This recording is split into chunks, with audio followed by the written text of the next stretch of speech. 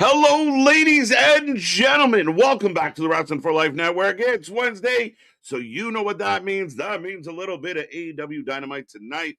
We're looking forward to it. It's going to be a fun one. We got lots to talk about, lots to get into. So get in that chat. Let's blow it up and let's talk a little Dynamite tonight. We're going to see what they have in store for us, folks. So strap in, strap on, grab your snacks, grab your feel good, and let's go.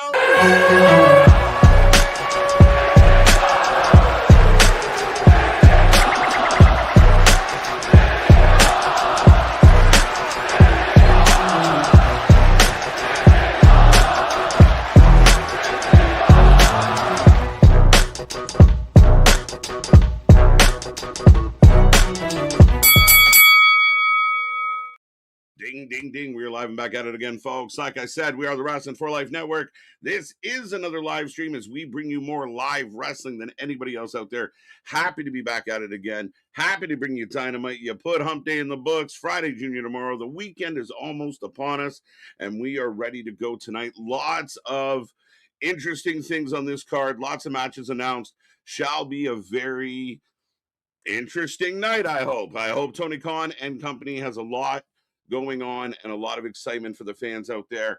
Hope you're feeling well. Hope you're doing good. Get in that chat. Again, hit like, share, subscribe. Be a part of the family. Be a part of all the wrestling.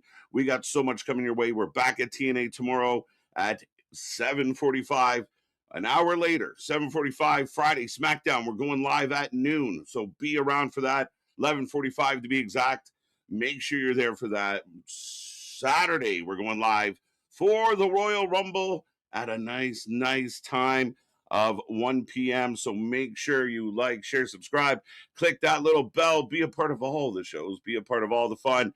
But if you don't know who I am Mr. Evernight KJ White, the Iron Man of YouTube, and I will be taking you through the next couple hours of Dynamite Wrestling. So get in that chat. Let me know what you want me to rant about tonight.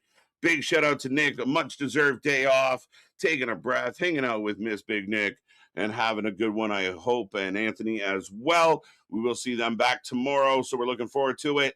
And again, Friday, Saturday, all next week. So many shows coming your way, so much fun stuff. Working on more as we speak. So again, help us get to that 10K. We are grinding hard towards it, as right now we are about 12 minutes away from the start of the show. I will take a moment to shout out top three from last week, or last night, actually, not last week, last night. Spaz, Damien, and Reader. Shout out, Reader. But top three in the chat last night. Get in that chat. Get your points, your super chats, your super stickers, and you can be in our top three tomorrow night. But with all that being said, I will say hello to the chat in a second. Let's just run through the card. Let's see. What are you guys excited about there tonight? What are you looking forward to watching? What has been announced that you're thinking is going to be okay? MJF will be there. We're looking forward to it. We'll see what he has to say. All eyes on MJF right now. So hopefully we can get him to something real kind of, juicy, something meaningful, something that matters. But we'll see. Swerve going to take on the returning Andrade. We'll see what this looks like. Again, not fully sure how we ended up here, but at the end of the day, it is what it is. Should be a great match. Jennings taking on Rocky. We'll see. John Moxley against Ace Austin. Not quite sure about this one. Stylistically, I would kind of like to see Ace Austin in there with somebody more his style to kind of show off the talent that Ace Austin has. Moxley's not the guy to do it. And we'll see what this means, why they're running this. It's an eliminator match. Kind of anyone else tired of the eliminators? I don't know. FTR taking on Davis and Doyle, the law firm of Davis and Doyle.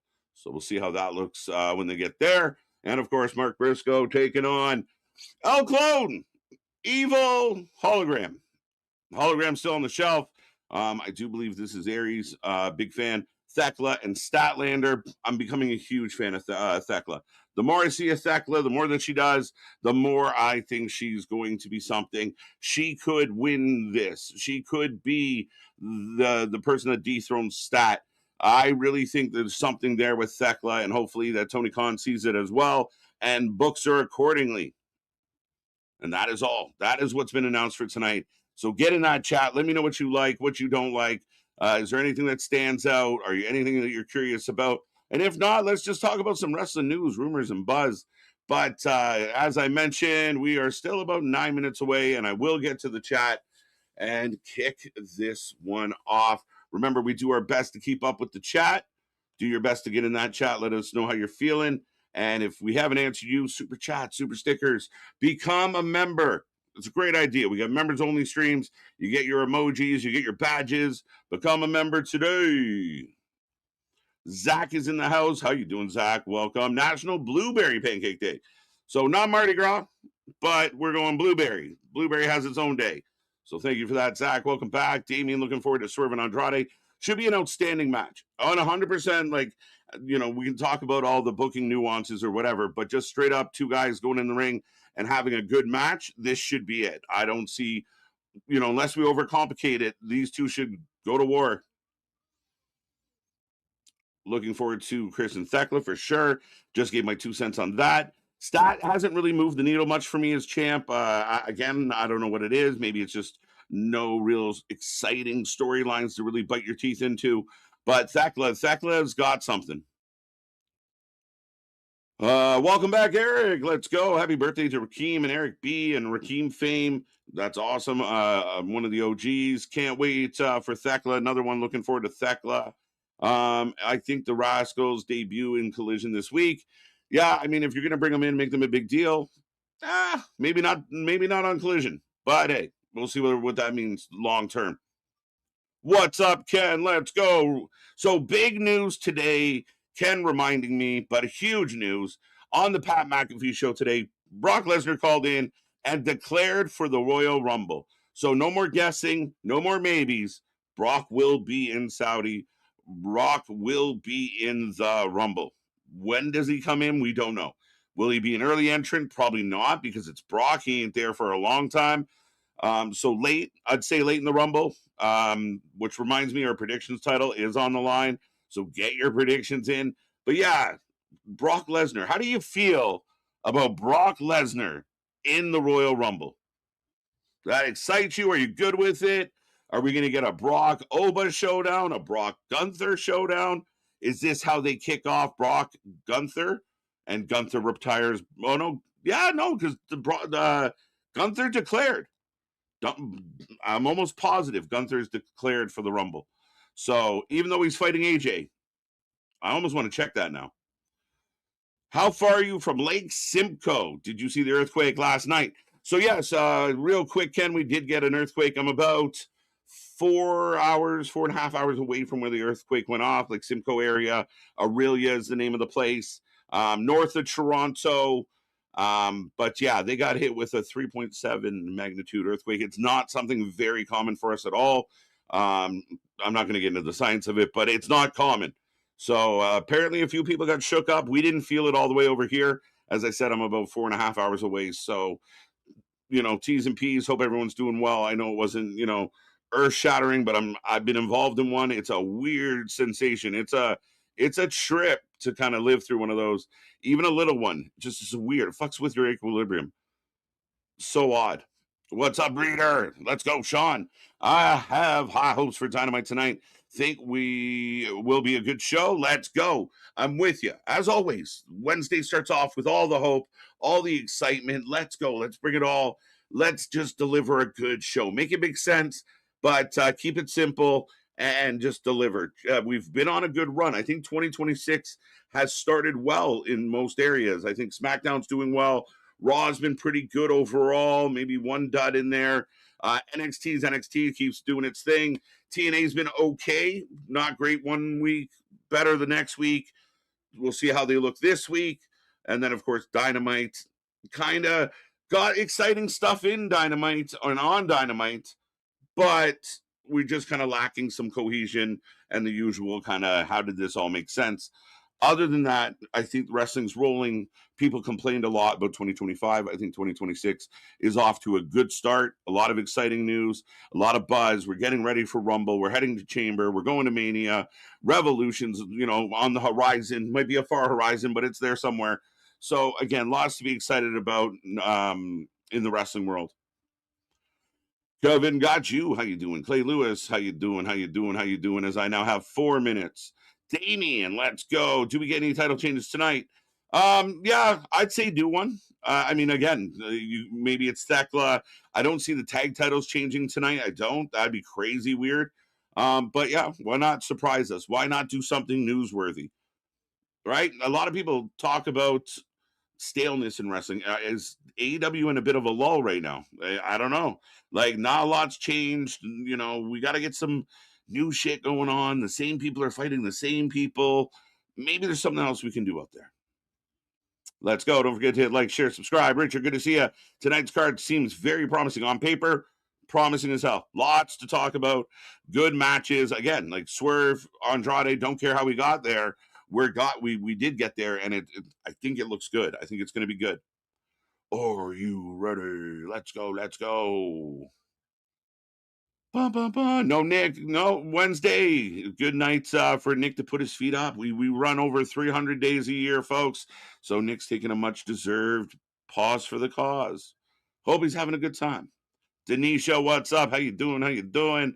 Andrade versus Swerve, probably main event, right? I don't know. Like, this is one of those things where it could be the main event or it could start the show.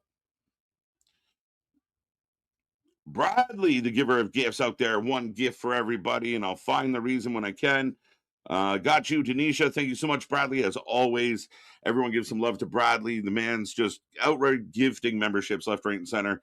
Give them away like Oprah gives away cars. But thank you so much, sir. Kruby, it's my birthday. Happy birthday to you. I wonder if I can make the balloons pop up. I know it looks silly when I do it, but balloons. No, no balloons. All right, I tried. Richard, alone to say about the card. Safit, welcome back. The Crew Bruiser, let's go. It's my birthday. There, we got you on both. Don't forget, folks, we do have a Twitch, and Crew is out there on Twitch. Crew is in here on YouTube. Let's go. Happy birthday, my guy. Happy birthday. Hope it's a good day. Hope you're having a great one. Thanks for making us a part of it. And again, bring all your whole birthday party. Bring them to the channel. Bring them to the chat. Nick needs to be here. This is the perfect what moment? We haven't got it there. What can we do? Everybody needs a night off. Everyone needs to stretch it out, Randy. So give the man's a break. He'll be back for it. He'll be back. Usually has a nice card, but the booking lowers the show. Richard, that's where I get ranty. That's where I get upset. That's where I get frustrated with this shit.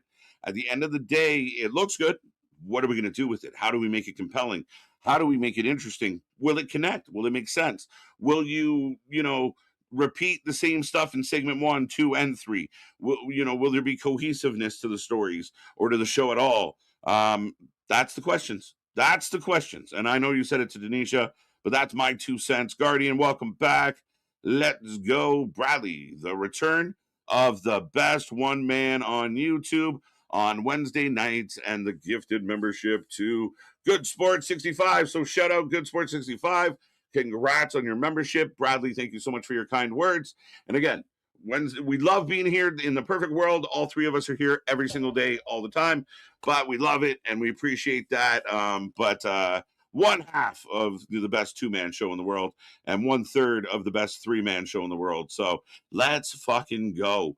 As we are about 1 minute away, I'm going to rapid fire some of these, but keep firing off, folks, and I will get to you, I promise, as we click on more live chat messages than any other channel out there, because we care. As I am getting the violence warning, Richard, welcome back. Guardian, we got you. Safit already said your name. Let's go. Byron, Bradley, Kerberg, let's go. Did everyone hear the rumor that as we're just getting the crowd view right now, if you want to sync up with me, Kenny Omega's music kicks off the show. So we're going to open Dynamite, no music, no, just a cold start. Crowd was just kind of cheering. I'm really surprised. Anyone surprised out there that there's just such a cold start to the show? Anyway, I'm going to put a poll up. Kenny Omega versus Ramiro. I don't really care. I don't care that Kenny's mad at Don Callis still. I don't care for Kenny versus the Callis family. Been there, done that. We have the picture book. Can we move on to Kenny fighting somebody else of relevance, someone else of stature? Can Kenny challenge a world champion? Can Kenny not just let go? Let it be. The issues between Kenny and Don Callis have been going on for 5 years. As Rocky is in the ring already. So I'm going to put nobody just because, but Rocky's clearly not winning tonight. But we'll see how this one looks. What's up, Jose? What's up, MDB in the chat? Brock does need knee pads. If anyone on the planet doesn't need knee pads, it might be Brock. Brock can do whatever Brock wants to do. And if you can find a way to build knee pads into denim jeans, then he'll probably think about it. But we're off and running. Kenny throwing hard at Rocky. Not really surprised. Like, I know Sum 41 does the Dynamite theme. I know they have a video package to kick off the show. But it just doesn't. Like, we just went into a quiet shot of the venue, and then boom, Kenny's coming. As Kenny up and over, title eliminators are lazy booking. Shout out Jim. Richard, I agree. It's a shitty thing. But, and again, I think one of the unique things with AEW, I will say this, a lot of like usually if you would get an eliminator in the past, like the underdog, the babyface would find a way to steal a win, and that's how he gets a title shot. But, I mean, they lose them. They just, if you fight, you can't apparently just fight the champion one-on-one without a reason. So you either fight for the title or you fight for the chance to, like, every time a champion, and go look through the records, every time a champion fights somebody, it's an eliminator match. Because I think, like, we know the rule of thumb and we know what's implied, that if you win, if you pin the champion, you're kind of set up for a title match. And they kind of took that and made it, kind of this over the top extra thing that it doesn't really have to be. Does that make sense? Is Kenny back in the ring? Rocky with a kick. How do you feel about the new trademark in AEW for Warrior Birds? Maybe for Jamie Hayter and new tag team with Windsor. Warrior Birds. Lyra Valkyria signed with AEW, folks. You heard it here first. The fuck is that? Warrior Birds. We're the Warrior Birds. What the fuck? Birds make sense because you can think of like British slang, them birds. But yeah, I don't know. Anyone else hear the rumor that the WWE trademark Judas? I haven't confirmed if it's true, but that's been swirling around the internet that Judas has been trademarked by the WWE. Interesting, right? What does it mean? Did they really do it? Did they do it just to make us think? Is it really going to happen? Let me know. 88% of the chat taking Kenny and nobody getting some votes. Rocky getting no votes. No votes for Rocky. I won't be shocked if Mox opens the show. Apparently not.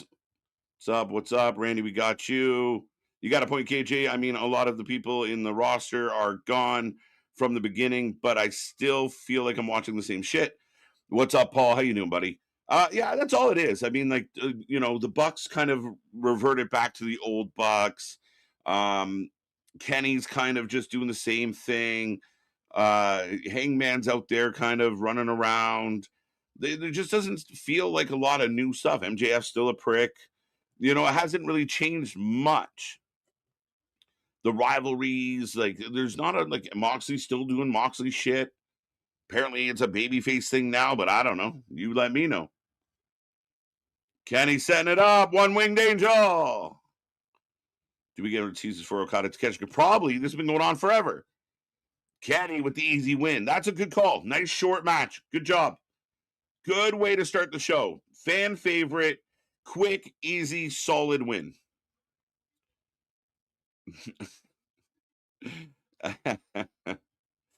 Hamburgers for Nick. Let's go. Welcome to AEW's Wednesday Night Rants. Welcome. We're off to a calm start. I feel like this is the part of the show that a lot of fans out there miss. and they only tune in when I'm already losing my mind and everybody thinks I hate everything. But so far, so good. Tony's in the ring with the ugliest fucking tie I've ever seen. And not Khan, Schiavone. He's fucking terrible. Tony Schiavone having this job is the equivalent of one of us hitting the fucking lotto. What a lucky bastard. Yum Yum Wednesdays. Stay tuned. All the yums. Do I give you an early yum? Are you guys prompting an early yum already? We're getting a yum yum pre-yum yum. Might be the first and only Kenny yum yum. Yums. That was just half a yum. There you go. 1-0, 2-minute match. That's what it should be. Richard, I appreciate that. That was quick. Rocky is nobody in this company. No offense to Rocky. I know he's a talented wrestler. I've watched a lot of his career, but Kenny needs to dust some people. I appreciate that. I think that was well done. This is going long. Like, what, Schiavone, what the fuck? Get to a point. Y2J and Jay White in the Royal Rumble. Well, Mr. J-Boy, Jay White. Anybody know what Jay White's current status is? Is he still injured? Did they remove his leg? What has happened to Jay White? Randolph, welcome, welcome, welcome. It really means Jericho is the world's biggest sellout. Is that the feeling? If Jericho goes back, is Jericho throwing a lot of his credibility out the window? Some would argue that maybe he didn't have much credibility as it was. But does Jericho going back to the WWE kind of sully his AEW run? Or at least the attitude he had in AEW? This idea that it was so much better and such a better place and such a better environment. And how does Chris Jericho look if he signs on the dotted line? As here comes Hangman. Adam Page? Hangman. Y2J countdown. Woo. I'm in for it. J-Boy, I'm with you. I think that would be the coolest way to bring him back. We can debate whether or not he should go back, needs to go back, whatever. But if they bring him back and then you do the countdown during the Rumble, works so well. Let's fucking go. Tony with the highlighter, tie, and sneakers. I cannot. Lady B, I am struggling with this glow-in-the-dark motherfucker. Like, what are we doing here with this tie and these shoes? Who said they looked okay?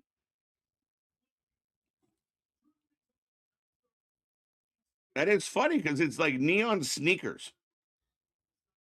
Like, you remember all those clips that you guys see about like Mean Gene going around wearing, New Balance while he was doing interviews in that suit of his? Come on, Tony Schiavone's killing me. And he doesn't do shit. Don't put him in the ring if he's just going to stand in the corner. What is the fucking point? And Adam Page here yelling another promo. This man yells a lot.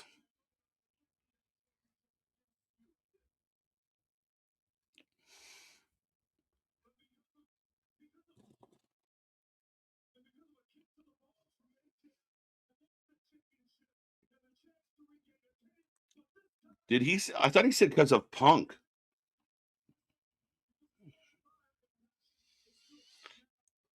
Adam Page seems to be losing his thought here for a second.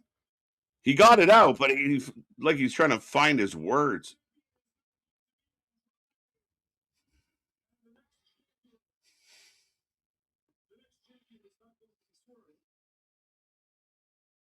Okay. So basically, Hangman Adam Page saying, I will be the next champion. And here comes Swerve. Number one contender match at Grand Slam, perhaps. And I'm pretty sure we're going to be here live for Grand Slam, but we're trying to, it's confusing.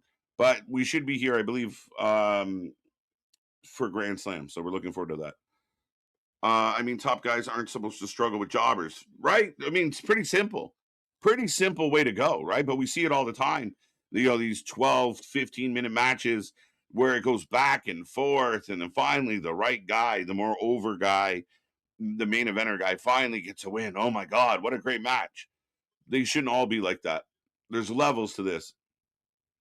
Green tie guy. It would be okay if it was green. I mean, we're a fan of green around here. But neon yellow with matching shoes. Right? This man wants to make sure that Tony can find him in the dark.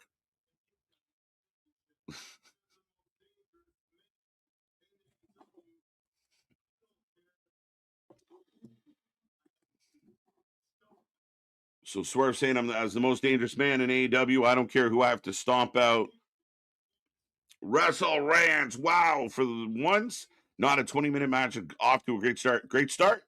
And you parlay that into kind of main event guys interacting, main event guys letting each other know how they feel. And I like this. I think at times AEW needs more of that competitive. Like, I want to be here and I want to be the best in the world. And that's why I'm competing. And that's why I'm going to beat you. There's been a lot of like, let's fight because we were friends and now you hang out with someone else and we're not cool anymore. We should fight.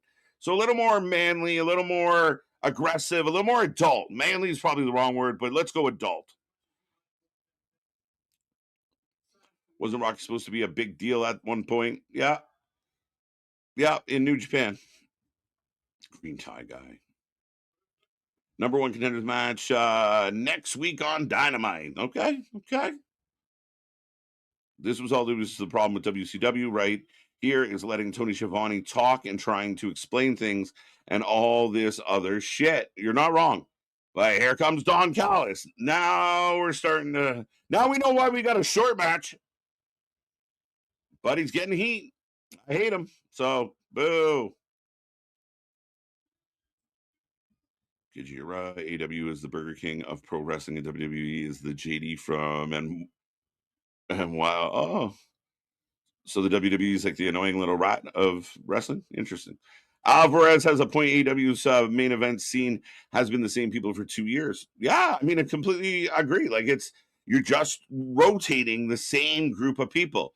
MJF, Swerve, Adam Page, Kenny. Um, Joe got sprinkled in there a little bit, but Joe still wants the belt. Again, where's the up and coming talent? Where's the Kyle Fletchers, the Takeshkas, the guys that can really push? You have a heel baby face, or you have a heel champion. You got to push some baby faces that are believable contenders. If you give the belt back to a baby face, then have guys like Lance Archer chase him for a couple weeks, beat him. Have someone else chase him for a couple weeks, beat him. Build up your stars. The crowd booing all over Callis. Kenny looking at Adam. Adam looking at Swerve. Swerve looking at Adam. Dawn looking like a penis. And we get yo. We had a bit of a production glitch there. Somebody forgot their cue. Who the hell dressed Tony tonight? Crazy.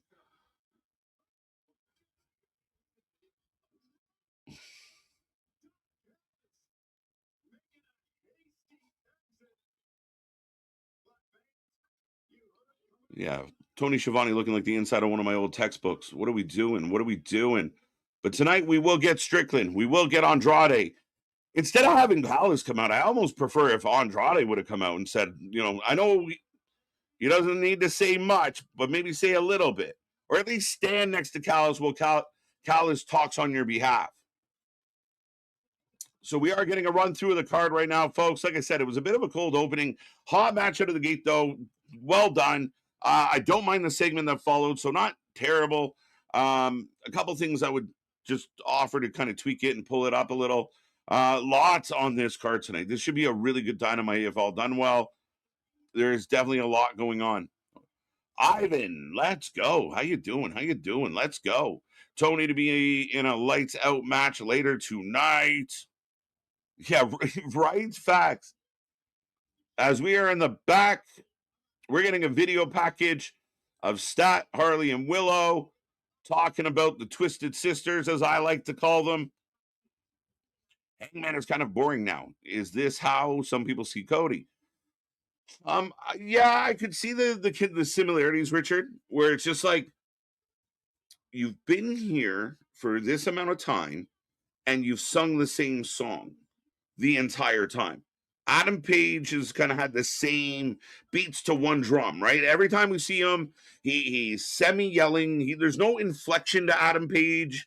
Now Cody, very similar in the sense of singing the same song. Now he's a little more clean, a little more packaged. Like Cody Rhodes is like the high end version of Hangman in a way. But yeah, I could see why, right? It's the same reason with Moxley, who is about to make me throw up in my mouth.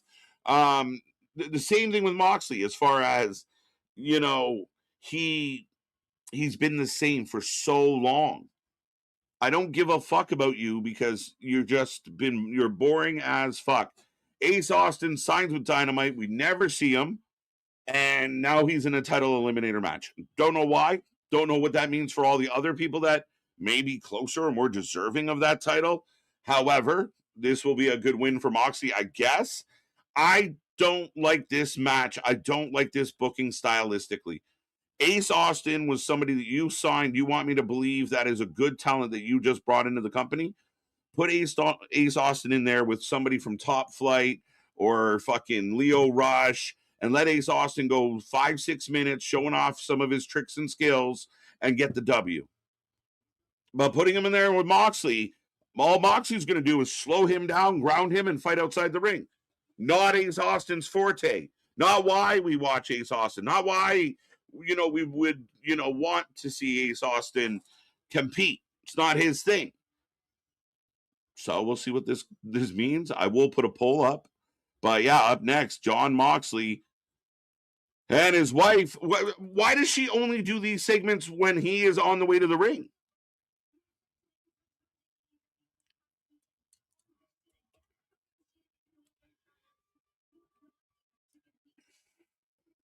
So Ace Austin was supposed to be on Collision, but was unable to compete due to weather, so decided to give him a title eliminator match tonight instead.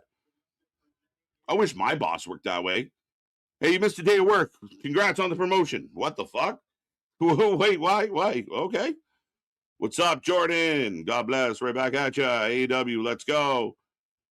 Number one contender match, Grand Slam. Thank you. Don't he dress like he's going midnight bowling? Facts.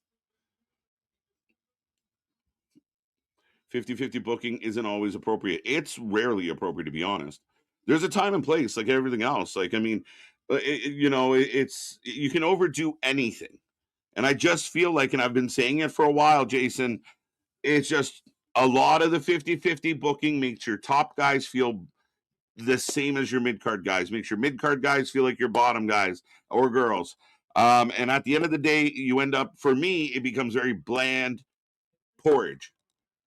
What's it called when it, like, what's it from Hangover 2? Your choke, right? Like, it's just bland porridge. Like, it's just everybody becomes gray and mushy and no spice, no flavor, no excitement.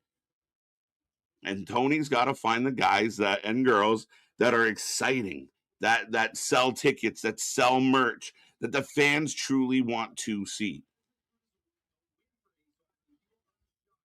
Tony could ruin fans' dreams tonight. Have Jericho and Britt Baker return. If they were under contract to me, I would almost demand it.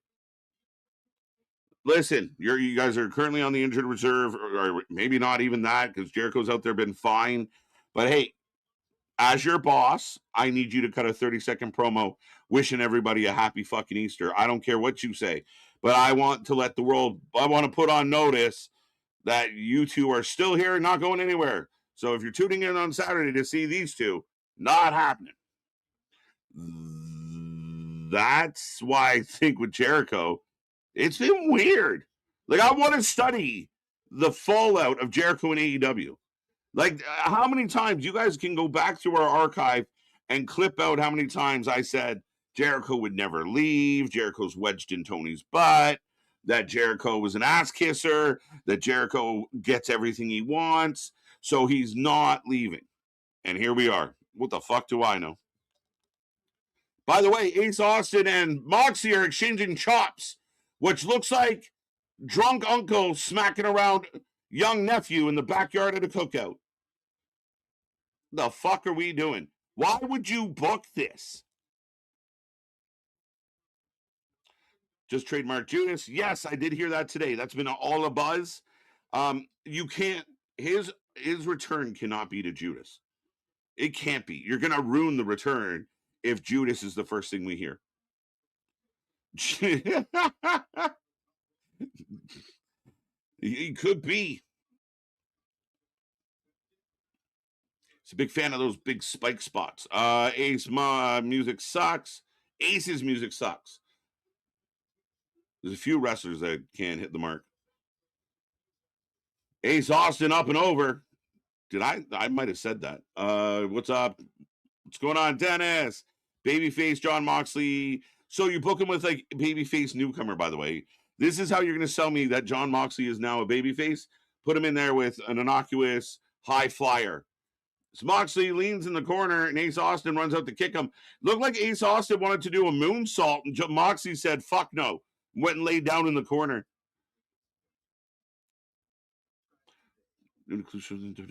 Rise. The Royal Rumble 2026 arena will be. You're up on it, Byron. I love it. I love it. You should be dropping this stuff in our Discord, by the way. Let everybody know there too.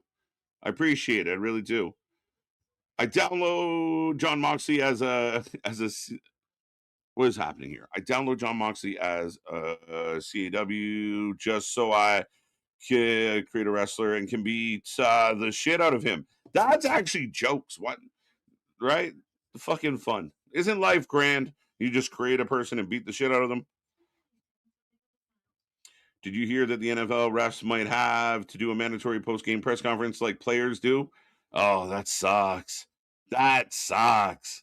I hope that's not true, Sean. And I know some refs need to be accountable for sure, but you got to make them accountable with within behind closed doors. This is just that's open season to just pick them the fuck apart.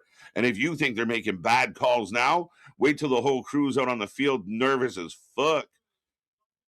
That'd be crazy. We'll see. Callis is the biggest clown in the industry. He's legit useless. Rants, buddy. The fact that the only saving grace for Callis that I can give you is he actually gets a reaction. The fans legitimately hate him. That is it. That's where it stops. The rest of it, he doesn't work. He's not really helping this family that he has. Why are you on commentary? Who told you being a manager requires you to be on commentary? Do we not have enough morons on commentary already? Why are we running it back? Why are we doing it again? I don't know. But Callis is just Callis. I could do without him for sure.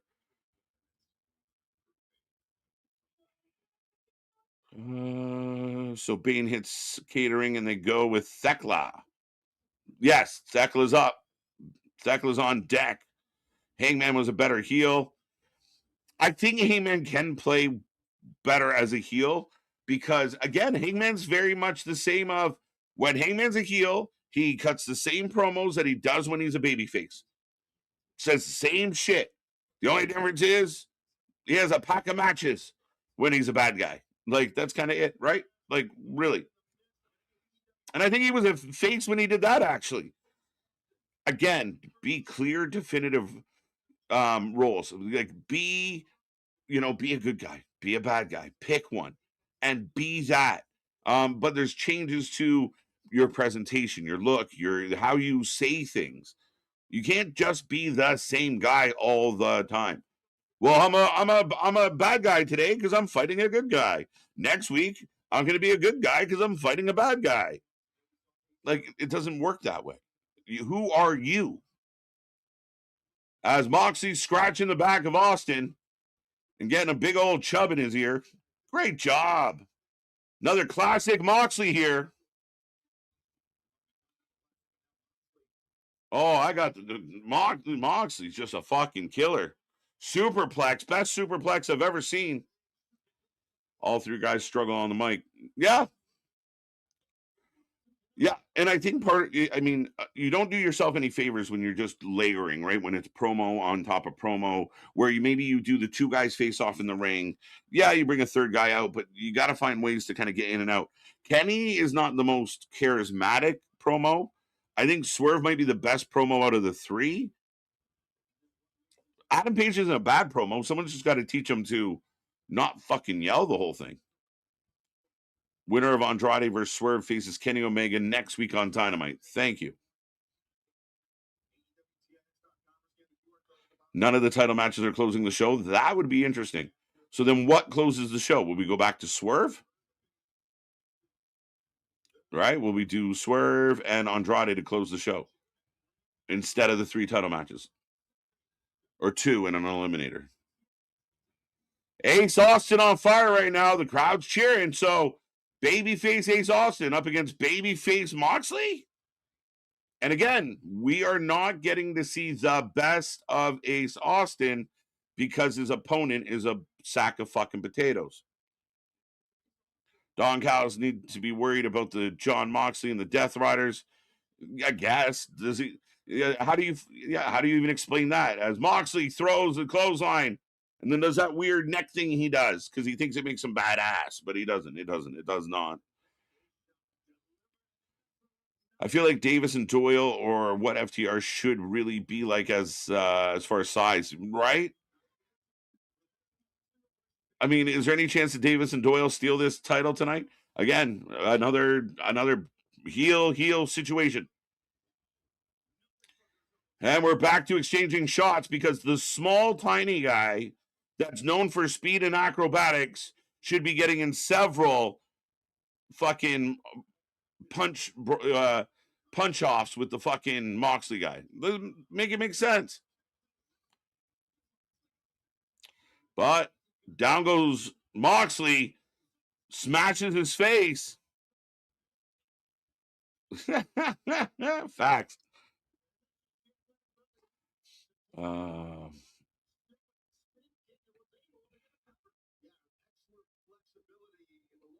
I'm not even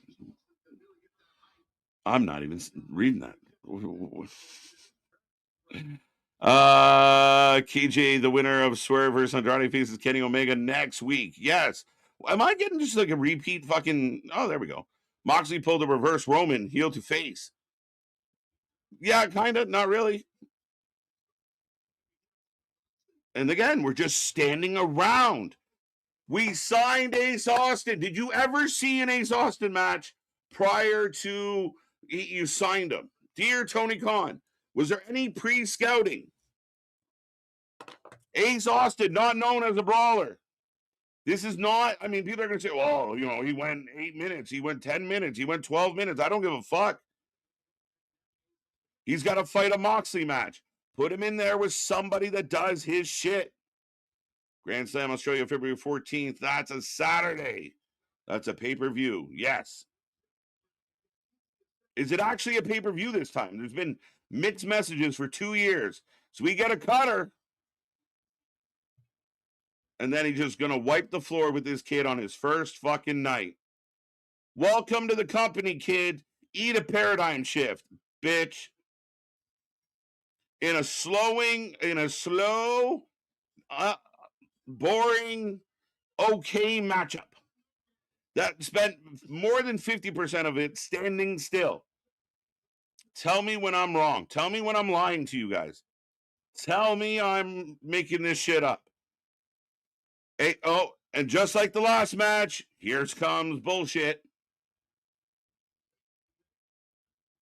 There's Takeshita, who should have been in the last segment. Now he's in this segment. Does Takeshita really need to chase Moxley for the fucking Continental Classic? Yeah, Takeshita wants the belt. What a waste for poor Takeshita. Got stale very fast. He was kind of entertaining, but I would say, again, it's just he ends up being gray. He ends up being like all the rest of the porridge. As the crowd is buzzing, but Takeshita is staring down John. Well, thank you for going all the way out to tell me you want my belt to leave again. Oh, wait a minute. Davis and Doyle choking John Moxley. Maybe the tag match will be the main event. And the crowd booing. Davis and Doyle are something, though, guys. There is nothing wrong with Davis and Doyle as a tag team.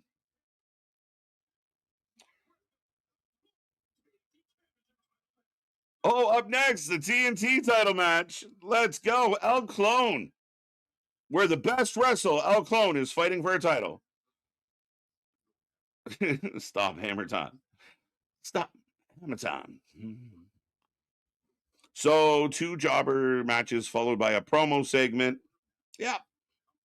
Where did you find the news that Paige signed with WWE? I think Joseph's just saying that. Can't lie, I didn't pay a lick of attention to that match at all. But you don't feel like you should, Rance. Like, did anyone feel like, oh man, I really, I should tell my friend to go tune into that one, or what the fuck? Like, there's nothing to it.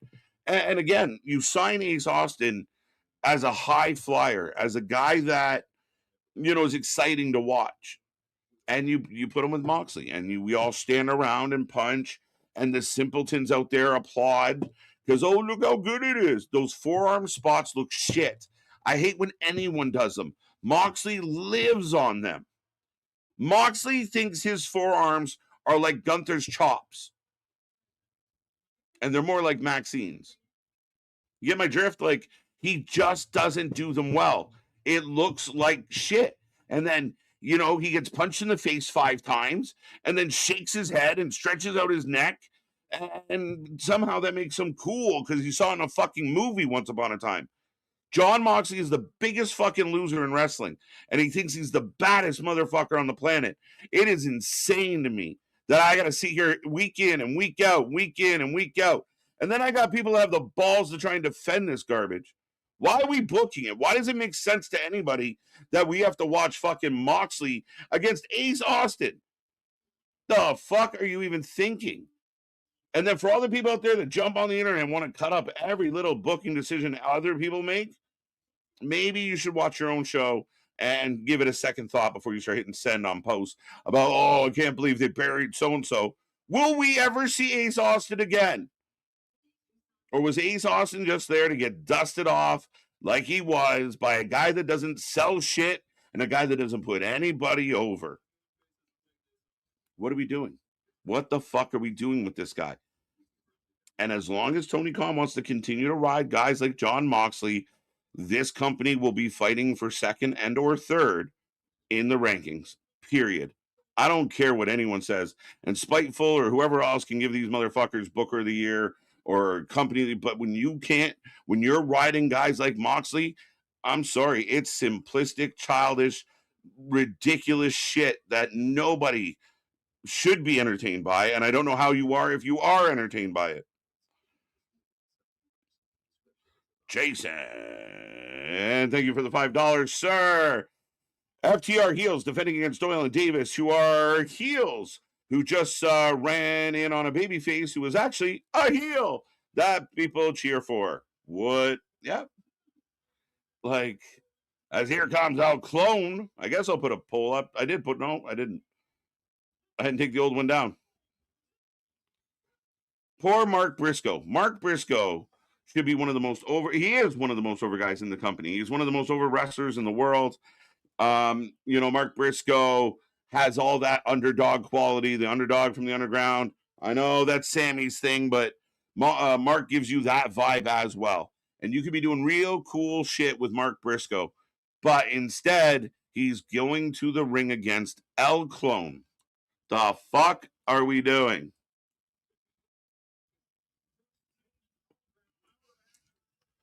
What are we doing?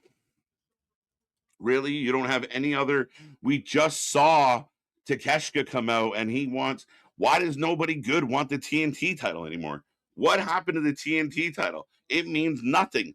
Was it like at one point, wasn't the TNT like your second tier title, like your intercontinental title? Oh no, but you have an international title now and a continental. And I think you might have a unified, but maybe you don't anymore. You might not. Make it better. Again, none of this is lies. None of this is made up, and none of it actually is just my opinion. It's actually facts that we got to put up with constantly.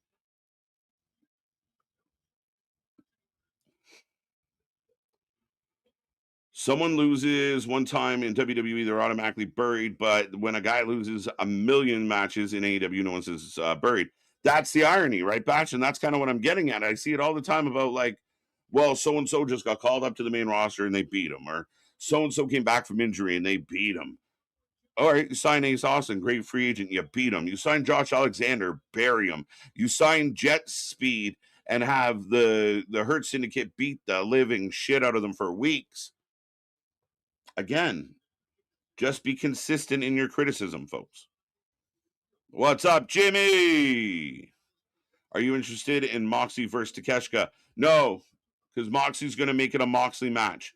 And Moxley is garbage. I'm going to say it every single week. I'm going to say it every chance I get. I'm going to remind everybody every time I see it. John Moxley is awful. John Moxley is terrible. And for the people that are rooting him on, saying he's the best thing going, then you are part of the problem of holding this company back. He is an anchor slowing the momentum and the growth of AEW down. He is a blemish on this fucking company. And again, they just keep using him and he keeps boring us. And every once in a while, he falls on a spike or drinks blood or does something stupid. And the moron fans go nuts and we all accept it. Oh, that's Moxley. Isn't he wonderful? Look what he did. He's bleeding again. He is shit. He is shit. He is shit. He is absolutely 100% shit. Shit. I don't know if I can be any clearer than that. TK's booking is a riddle wrapped in a mystery inside of enigma. I like it, Jose. I like it. I like it. All I can find in WWE signed a new power lifter. Yeah, so a gentleman from Saudi Arabia was signed. Maybe there's a chance that this gentleman will be a surprise entrant into the Royal Rumble, because that news did break, and I could see them doing that like a PR move. Homegrown talent competes in the Royal Rumble. Alexander Hammerstone signed with TNA again. There you go. Hammerstone's a conundrum to me because he seems to have all the makings of a talent that you'd want to sign, and he seems to have trouble finding a home and staying in that said home. Apparently, Samoa Joe's out for a while. Excalibur announced. I wonder if it's because he's filming the new Twisted Metal season. Whatever he's doing, I hope he's doing well. I really hope his time at AEW is almost over. I love Joe. I really do. One of the greatest. So anything that gets him out of the mess that he's in right now doesn't hurt. But it seems weird, like where you would build him into this story, and like last week you were still having Joe like really wants his title back. If you knew he was going to leave for a movie, then maybe not the best of choices. So maybe this isn't due to a movie. I don't know, unless it's just bad decision making, which we've seen. Oh, you're going to climb Mount Everest? Can you run your car into the other guy's car and make your head bleed and yell a bunch of stuff out, and then we'll send you up a hill? Oh, Doyle wins. Right now, Briscoe is in the ring. I admit I've trailed off and put more attention into the chat. Ace Austin is a jobber. Ace Austin's such a talented guy, man. And I'm sure, I don't want to foo-foo on his big moment. I'm sure he's very pumped. But yeah, like, back to Collision. Big kick by Cologne. Clone? Which I believe is Aries, by the way. I don't want to break kayfabe, but he's a wrestler that I was a fan of once upon a time. I agree. I can't stand those forearm shots from anybody doing them. I don't like them. Throw punches. The forearms look stupid. They really look stupid. And it's just I think the mechanics of it all. Plus, I think a lot of us are very aware. Like if, I know if you kick someone in the face, blah, blah, blah, they just look unreal. Unless you can find a way to really sell it when it lands, then you don't do them. And Moxley does them 2 or 3 times a match. Like, he's doing forearm spots with a guy he has 6 inches on. Pause. But yeah, that's what he's doing. Why is he doing that? Raider Nation. Ace Austin is a jobber. Got that one. Apparently Samoa Joe got that one. And I'm hoping. Let's go. I want season 3. So I need to know what happens after season 2. Tony wins Booker of the Year. Mox wins Hooker of the Year. A match made in Taco Hell. Oh, my God. What's up, Jason? I haven't been in this stream in months. I believe you have been a mod for, years? Oh, that's for MDB. Shout out. Welcome back. How are you, Jimmy? Let's go, let's go, let's go. Joe filming new season of Twisted Metal. That makes me happy. And national title. Don't forget the national title that they gave to Ricochet, and then basically we haven't seen Ricochet since. That's a weird choice. Where's Ricochet? Why, there's an example. Ricochet is a heel champion. It's the national champion.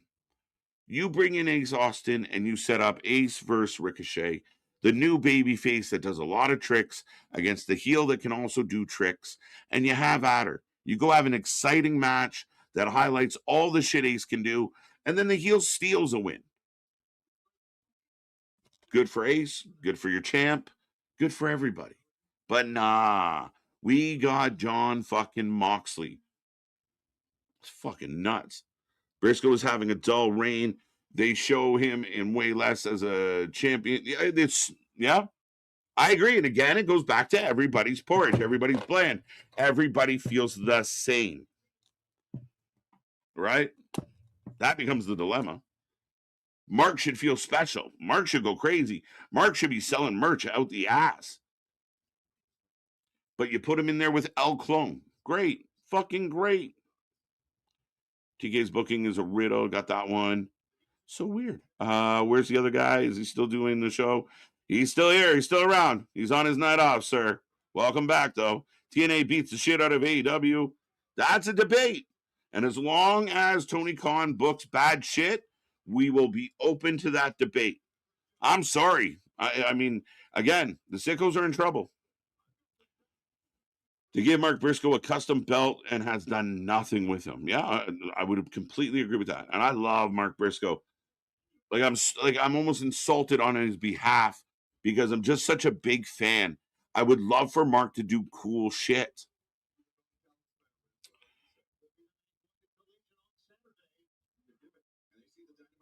Spaz, let's go. I'm watching Super Behind, but the Rumble preview goes live at 10:30 to 11-ish. Go check out our buddy Spaz. Thank you so much for the $5. And I'm sure it's going to be a great preview getting ready for the Rumble, which does set me up really nice to remind everybody, get your predictions in. And this one, if you want to be the prediction champ, it's going to take a little work, but because it's going to take a little extra work, the winner of this round and any of the major pay-per-views moving forward, you will 100% get a prize for your efforts. You have to literally come up with 60 wrestlers for 2 Royal Rumbles. But how would you book it?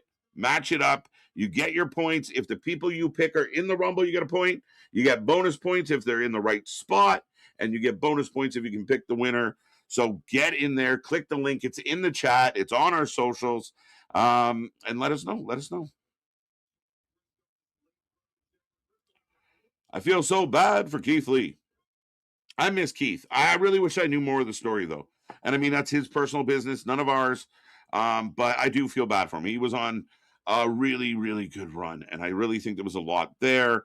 I'm so mad at fucking VKM for that Bearcat bullshit. That was garbage.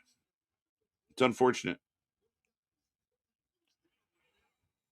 Will they bring back NXT UK? I think it will be more of a Europe vibe, but it's been long talked about, Joseph, that they want to expand. They want to, that was partly why they bought AAA, and now, do they get their hands on Noah or AAA, something like that to continue the expansion? But the rumor for the longest time has been the eventual plan will be a European, NXT Europe, WWE Europe. Mark ain't doing fucking shit. You're doing nothing. Nothing. And again, another great example. You have a babyface champion everybody loves. Right? Like Don Cal. I mean, they kind of did it with the Don Callis family, but then it stopped and started and he lost.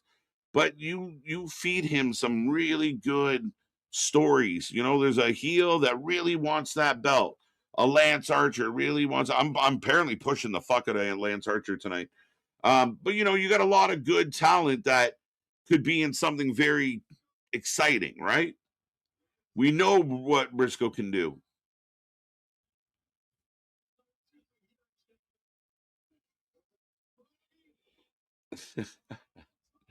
Noted. What's up with all the? Hey, you want to win a prize, you got to earn it. So you want to be the champ, you got to battle. And I mean, this one, there's only 4 matches, right? So we got to figure out how do we make this pretty. Start guessing. Start filling in the blanks. We all act like expert bookers. What would you do? Exactly. Wow, it's the clone jumps out of the just, and the crowd's going insane for it. He got hit with a J driller and completely no sold it, and the crowd has gone nuts. We got a Pele kick. Why is the heel giving us more reason to cheer than the babyface? Oh, and Callis is on commentary because that's where managers hang out.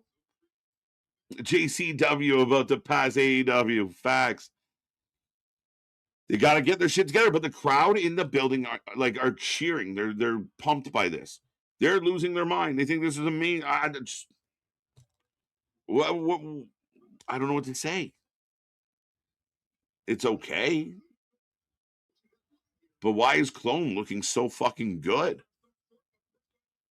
Inzaguri to the back of the head.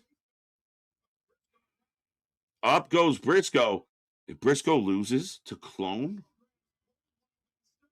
El Clone. Oh, Briscoe steals a roll up. What are we doing?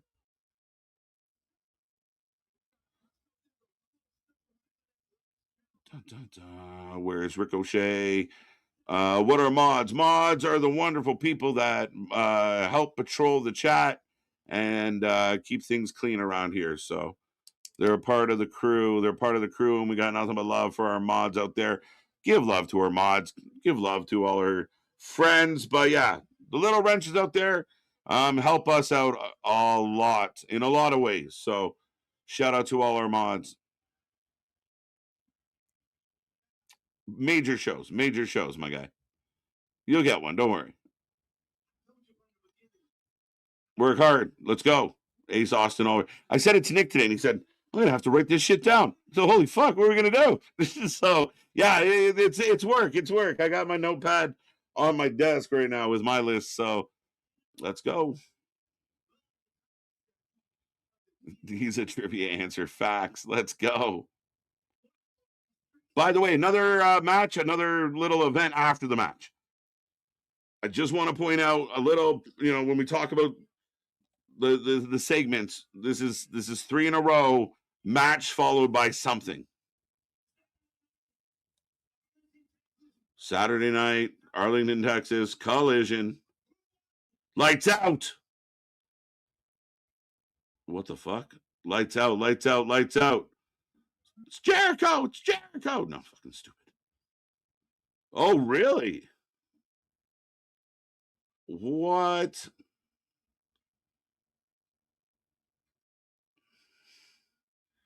Lights are out. The heart is beating.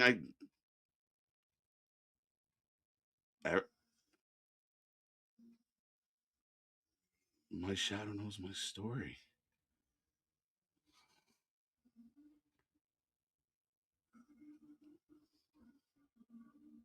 Yo, look who it is. Psycho Killer. Let's go. It's Sting. No, it's Tommaso Ciampa. Yo, you give me Ciampa. You give me Ciampa Briscoe. Fuck Don Callis. Give me Ciampa Briscoe. Psycho Killer's back. Shit. Don't tell him. Poor guy. Poor guy. He's going to get a complex.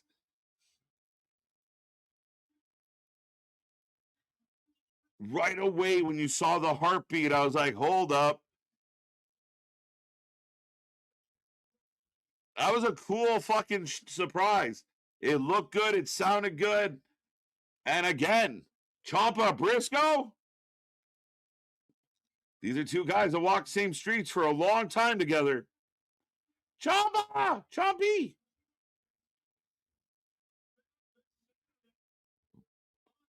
Don't do this match on Saturday, guys. Why would you do this on? Why would you give this away on Collision? Why would you not do this next week on Dynamite? Why would you do this on Collision?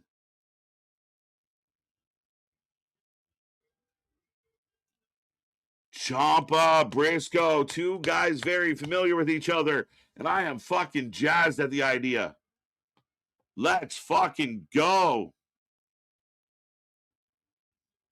We are. It's gross. Ciampa gives him the kiss of death. The Psycho Killer is back. Let's go. Fucking pumped. We knew he left. He said he still had miles. We thought maybe it would be the end of Ciampa. But Ciampa is here.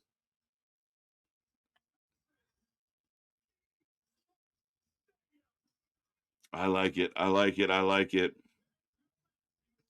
Don't put him in the Callis family.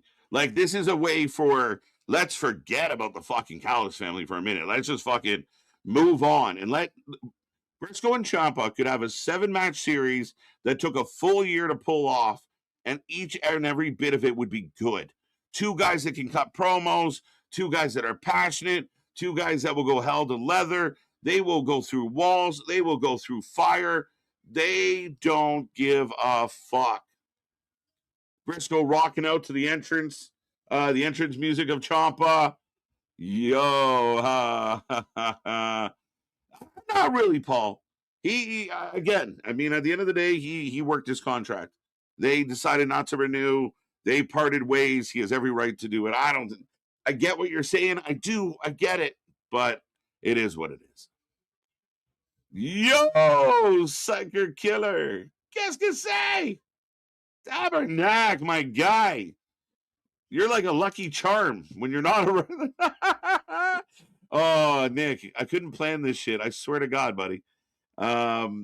It's crazy. But yeah, Ciampa. Again, the lights went out. Briscoe was about to announce a match. Now, I think it's a terrible idea if you're going to do Ciampa Briscoe at Collision, unless it's like the start of something. Don't waste that. Don't waste that on Collision. What are we doing? But at the end of the day, the lights go out, and then you kind of get the beating heart. And that was the first. I was, wait a minute. And lights went back out, took a minute, and then came back on. Psycho Killer. Here we go. That is crazy. It was super cool, super cool. And a match that the fans were super into. I was a little, who cares about the match between El Clone and Briscoe? I think Briscoe brings the best out of everybody. Plus, Clone can wrestle. I'm mad about the gimmick, not the wrestler, because I know the man can wrestle. But yeah, big pop, big moment. And I get away. Please do not put Ciampa in the Callis family. I love Chompy. Yeah, I kept his name. I think he got there with that name. Did he not? I could be wrong, right? But good for Ciampa. He fucking really joined the family, though. Did he, though? Did I miss that part? Psycho Killer is here, and I love it. AEW is now saved. Don't go that far. We will all have we all knew Ciampa was getting ready to do something, but here we are. That's the thing. Like, I just don't know what you do with it, right? Like, where he would go. Would he go to TNA? Would he go overseas? People talk maybe he would go to New Japan or something like that, but huge moment. Good to see it. I'm a big fan. And him and Briscoe, you go heel Ciampa, babyface Briscoe, you got weeks of good promos. You got good weeks of a good chase. You could have a real good rivalry. And I would argue that AEW could use some really good rivalries. You can tell me if I'm wrong. But just that's what pulls people in, right? You run Briscoe Ciampa for a while. You find someone for MJF to really be hung up on, not everybody, somebody. And you need some rivals. Context is king, Mega. Ciampa is here. Kyle Fletcher in the back. What if Ciampa wins this Saturday? He could. It might. But why do it on Saturday? Please take. They might. They might. But Trips, well, he seemed to love them both. Okada is interrupting Kyle Fletcher. Kyle Fletcher requested time. And right now, I think Okada is apologizing to Fletcher. Yeah, I don't know, my guy. I don't know. I think that's a bit of a stretch. And I don't know if a guy like AJ is looking for something like that. I think if he had an opportunity to continue his career, they would do it in the WWE. He would continue that ball rolling, I believe. I could be wrong, but yeah, I get you. I get you, my guy, but I don't see it. I don't see it. Chompy, greater than MGF. Ciampa is a difference maker. We talked about if he went to TNA, he could be champion. In this world, I could see him being a champion. I could see him winning belts. I could see him having really great matches with MJF, having really great matches with Kenny Omega. Even running back some old stuff, like put him in there with Strong, like guys. There's guys he knows very well in this organization that he can deliver absolute fucking bangers. Up next, the Burberry baby himself, Mr. MJF. Here's the question. 2026, we have a champion MJF. Is he what he used to be? Do you feel like he is still on the rise? Has he plateaued? Has he regressed? Where do you feel like MJF is at in his career? Hope Ciampa is happy. AEW better treat him well. Yeah, that's all that matters, man. You got a good deal. Tony's probably willing to pay him way more money, way more time than the Fed, and people can be mad about that all they want, but it's a business decision at the end of the day. Yeah, it's awesome for AEW. It is. If they do something with it, they got to do something with it. A new Goldie, perhaps? Yes, let's do it. Fucking do it. The butterfly collar on Ciampa. He's just a badass, man. Bigger collar. He just means I'm even trying to make himself look a little taller.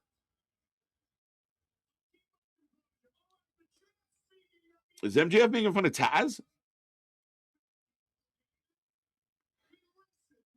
Yeah. I missed it. I missed that again, people might think I'm silly, but wait a minute.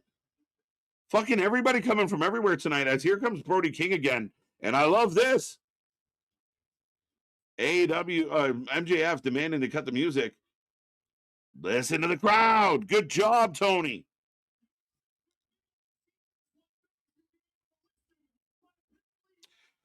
Yeah, I really don't think you should debut Tommaso Ciampa against Mark Briscoe. That should be the main event next week for the fucking TNT title. Make the TNT title great again, folks. That's what that should be.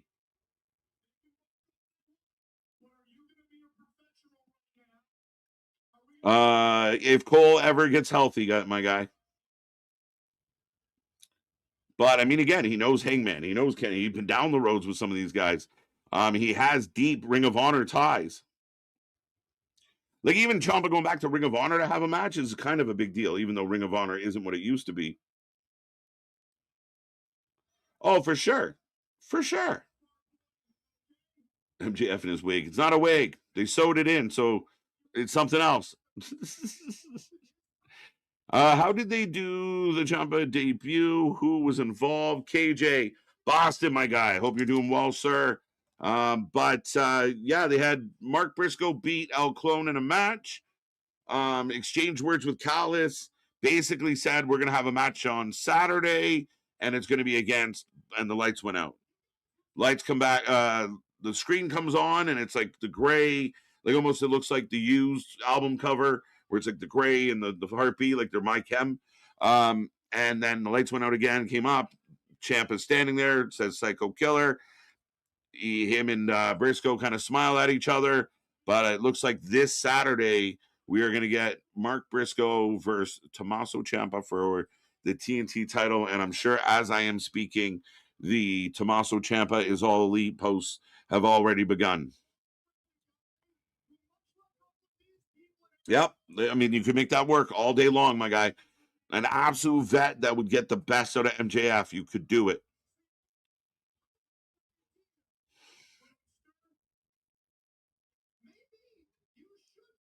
Mm-hmm.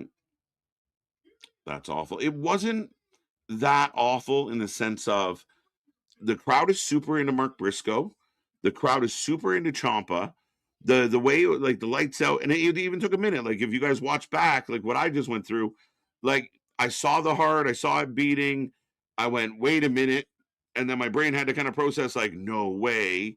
And then sure enough, he was there. So it literally you had that minute of it was done well. The rest of it, like we're gonna have a title match on Saturday, is not great to me, but this is good. And I mean, Briscoe, like I said, Briscoe and Ciampa can have a feud for months. I think it works. I think it's money in the bank.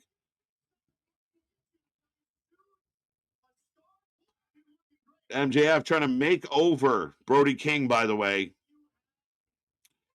That is if he ever gets healthy. Facts, Wesley. Exactly that, sir. I'm sure WWE wanted to keep Ciampa, but Ciampa did not want to stay a tag guy. Ciampa felt that he could make an impact and do more elsewhere, like Ricochet, like others, like like a Swerve who, when he had a chance to leave, but he re-signed with AEW. All these guys and girls have to assess what their value is.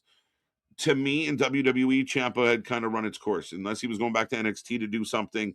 The way wasn't that good, but I always felt like Ciampa had more to offer. But if you keep Ciampa and you keep Gargano and you keep this one, and everybody gets TV time, then how do you bring up Oba and Javon and Ethan, and how do you bring in new talent? How do you make things new and exciting? And I love Ciampa, I really do. Think he's a beast, but time comes to all. Brody King goes on being a scary goth guy to dressing like he works for Michael Scott. He's a multi-dimensional character, sir. Yeah, it's on Collision. I don't love that. He got a man unit. Plateau, MJF plateaued, brought up Alster. Yeah, okay. Oh, snap. Malachi Black reference. Okay. I missed it. I'll be honest, guys. Briscoe told he didn't want a Don Callis opponent. He said whoever wants the TNT title in the shot. That's even better. So I know a lot of people, a couple of people thought, is he in the Callis family? For the love of God, be smarter than that. But on a week where everybody is talking about who is leaving AEW and going to the WWE, AEW quietly scoops up Tommaso Ciampa. And I admit, I didn't see a whole lot of rumor or spoiler about this on the internet today. That, he would show up tonight. Brody King wants to be the leader this company needs, and I'm all for it. Brody, Brody, Brody. Let's go. MJF making fun of Brody's friends, of course. If they stick Ciampa in the Callis family, I'll be pissed. They are not the NWO. The NWO couldn't even pull off so many members, let alone Callis family. Again, it looks like he's not right now, Boston. Completely fucking agree with you. If Tommaso Ciampa ends up in the Callis family, I'll be extremely fucking bothered by the idea. A liberal Nazi. Oof. So next week we get Brody MJF, and I like it. I like it. I like it. If it were me, I would have had Ciampa debut now and stare down MJF, make him impactful, and jump out of the jump. I think Ciampa is going to be one of those mid card guys when he could easily be a top guy. Yeah, I think Ciampa's going to end up like Mark Briscoe. Right now, we go to a video package of the Young Bucks. I guess their journey back to baby face dumb being the operative word. Yeah, I completely agree. I think it would have worked for MJF. Now they're doing the Brody King thing, and I like that. I really do. I'm happy with that too. But I mean, if you want an opportunity to like that TNT title used to be the number 2 title in this company. Like you were like, you weren't the top guy. You were that, the kind of leader of the mid card. The TNT title means nothing. This is an opportunity to make that TNT title something again.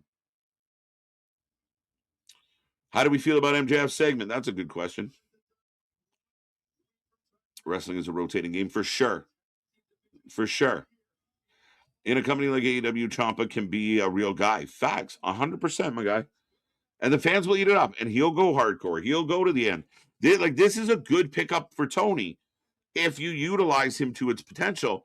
I think he brings a lot to this company. Leadership, experience, knowledge.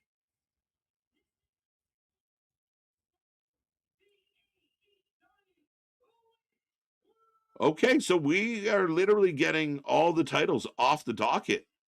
This one's good. I want a title change here. I will put a poll up, folks. Who are you taking? Are you taking Statlander or are you taking Thekla? And it looks like they're going to be heading towards Swerve Andrade in the main event. That entrance is fucking amazing as well. Thekla is quickly becoming one of my faves. I mean, I know we talk about Twisted Sister a lot, and I think they're a little overhyped because they're pretty. But Thekla, she looks like she'd fuck your shit up. That entrance is outstanding. The Sisters of Sin. Twisted Sister comes off the tongue easier, Tony. Though I'm sure it was copyrighted. These people in both companies that probably feel they're in the wrong one. 100%, Richard. And I mean, we talked about it before. I know that fans like to make things a little simplistic of like, fumbled or not fumbled or made a good choice, didn't make a good choice. They really kind of want to boil it down. But I mean, for some people, it does make more sense. Like Ricochet to me made a lot of sense. I feel like the ceiling in AEW, like Ricochet's a guy I could see AEW world champion. I didn't necessarily see him as WWE world champion, Ciampa in that situation for me right now. But yeah, there's definitely guys that kind of fit more of that storytelling. I think MJF's a better fit for WWE. I think Kenny Omega would be a better fit for WWE, especially at this point in his career. But I do think there's wrestlers, maybe Dragon Lee does better in AEW, that kind of vibe. I think, even a Gargano could come here and be fun to watch and do cool things. Again, with the Ring of Honor history, the fact that he gives good matches. I don't particularly like him, but there are guys that seem to fit in different places. And I mean, it's stylistically is what we got to consider, right? Ace Austin coming to AEW made a lot of sense. But if you get sold on the idea, come here, you can be a guy, we'll use you, blah, blah, blah. You're just another guy.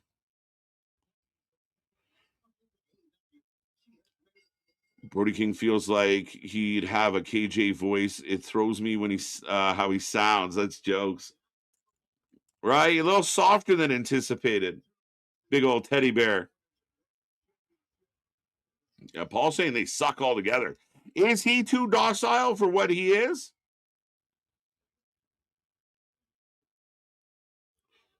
It's true. Thekla looks like she'd throw me against the wall. That's 100%. I think what I just try to imply because, yeah, no doubt. Just cover. Let's go, Long Island's own. Like the stream. Let's go. Hit all the buttons, folks. Like, share, subscribe. Don't forget those little reaction buttons. They certainly help the algorithm and let YouTube know the fans are enjoying themselves. So those are the ones down at the bottom. You see them floating on the screen from time to time. Make sure you're clicking those and giving us some love. But feel free to comment on all the stuff. Follow all our socials. We're back at this tomorrow for Impact, and we watch more live wrestling than anybody else out there. Happy to be back at it again. And don't forget, we also shirt people. We have a Twitch. We have a Facebook.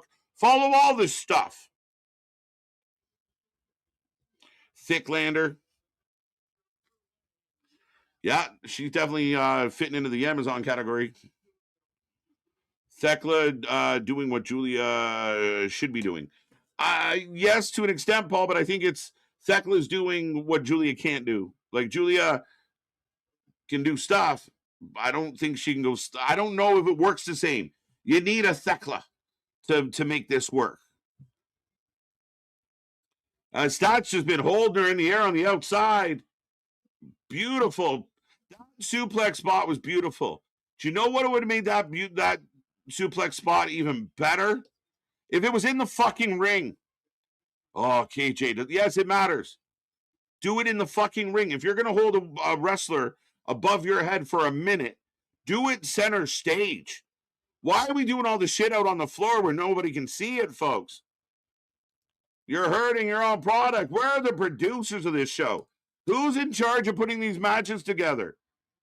Nobody of experience could have looked at these two girls and said, listen, Stat is a really good spot that shows off your power. Do it in the middle of the ring. And then, it's not often that the babyface throws the heel into the stairs, but here comes Thecla because Stat is posing, as most babyfaces are known to do, get cocky and arrogant.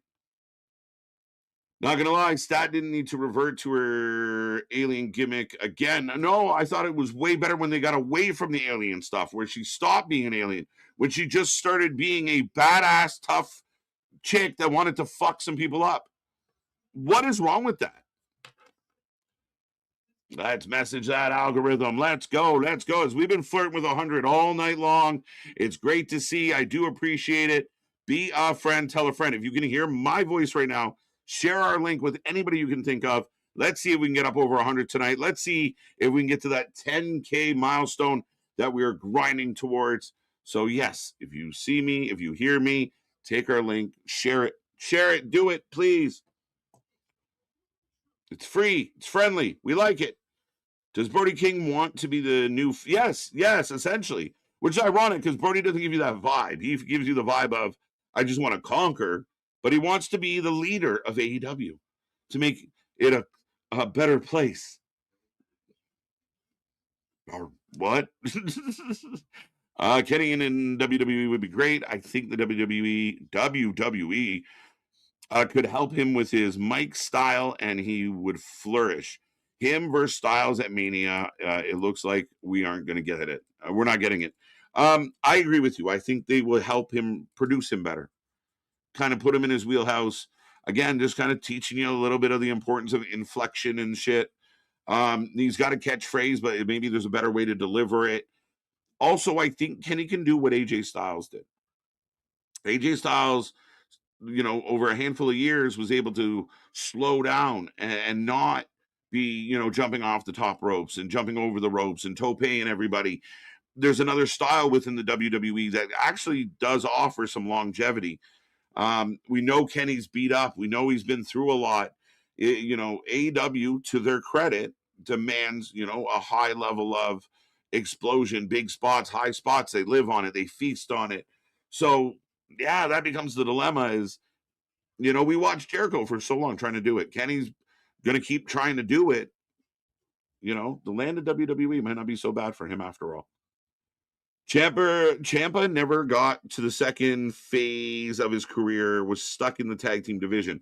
You're not wrong, right? He ended up getting stuck. It was a way to keep him on TV. But then the thing with tag teams is they got to be kind of over.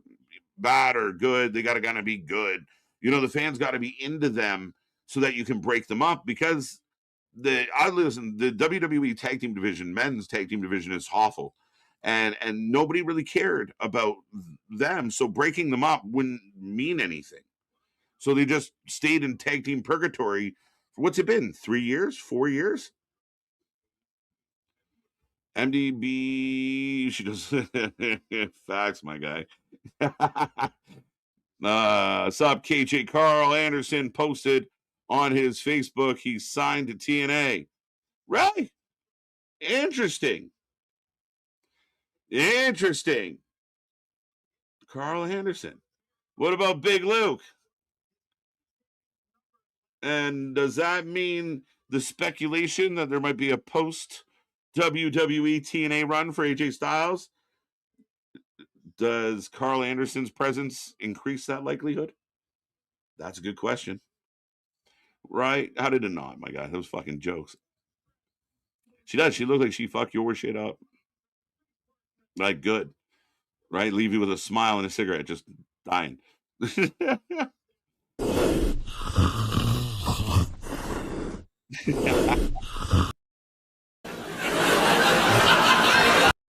As here comes Statlander into the corner. She's firing up. Yum yums. Did you mean to scream? Do you want me to?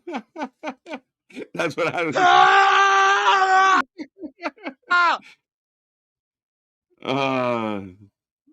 So what do you do when Tekla's coming at you?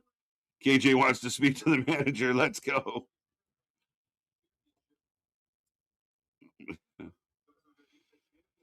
Get your ass on stage. Yeah, what the fuck are we doing? Like, again, it was a great spot, right? Like, Stat's a powerhouse. We talk about her strength. But you do this real cool spot, like, side left. Why?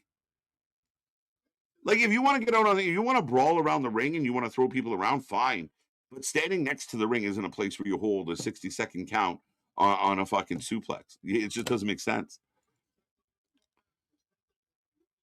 Better delete all those files, Paul. They're coming.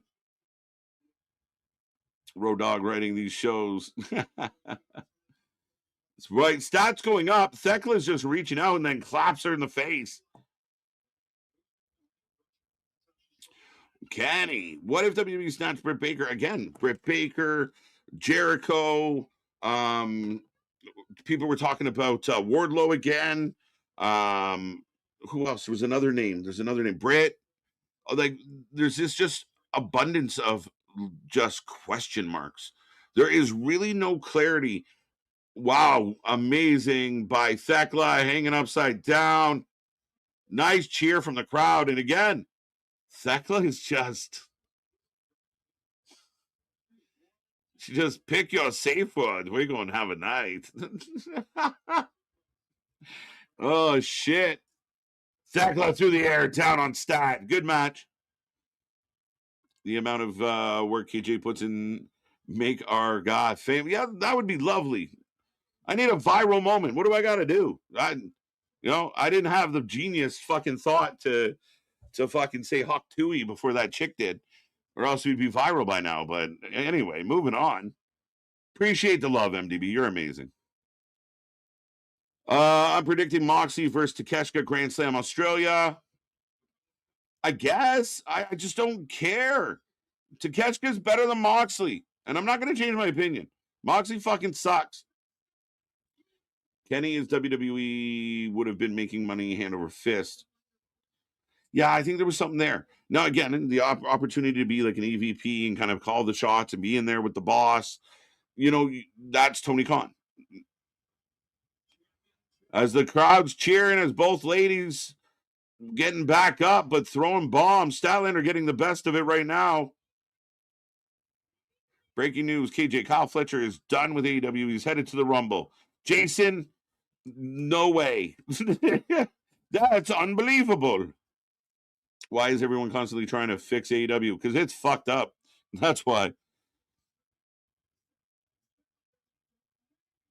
I'm not even like trying to fix it. Just fucking hopefully just find a way to. I just want to enjoy it. Like I've told this, I've stomped by Thekla. Dose. Like, I mean, I've told the story a million times, Jose, of just, I started doing wrestling content because of AEW. AEW returned. I liked AEW a lot. I thought WWE was the shit. It was. I had given up on WWE in a lot of ways. And then I started listening to guys like Cornette and some of the critics out there. And I was like, these guys are fucking assholes. This company's so good. Oh, Statlander going for the tombstone, but gets rolled up too. Good match. And again, Stat Thekla is not on the level of, this would be a really good NXT match. And I mean that politely. It's not the same level of some of the other names we see out there, but a really good fucking match for these two ladies right now. And Statlander drops her on her head. And it's over. Didn't take 3 finishers. That's good. Good win, good match. I'm a little heartbroken. I like Thekla. 43% of the chat was wrong. But yeah, I mean, again, so at the end of the day, I think the criticism for AEW is just the fact of, I remember when the buildings were full. I remember those huge moments when, you sold out arenas. I remember you finding a way to make your company more interesting during the pandemic over the other company. And I remember when this was hot, exciting, new talent, characters we hadn't seen before. And I just think we're at a point now where it's dried up, it's gone stale, it's not nearly as cool as it used to be. And I think the criticism, why is everyone trying to fix it? I think we're just, can it get back to where it was? I don't think it will. But now we are getting a bit of a standoff between the Twisted Sisters and I don't know if there's a name for the good guys here, the good girls, but Stat, Willow, and Harley in the ring. Stat is still your champion. Good match. One of the better women's matches I've seen on Dynamite in a hot minute. Speaking of that, has anyone seen Mercedes Moné since New Year's? I can't remember. if I've seen her since New Year's. Rance, what do you got, buddy?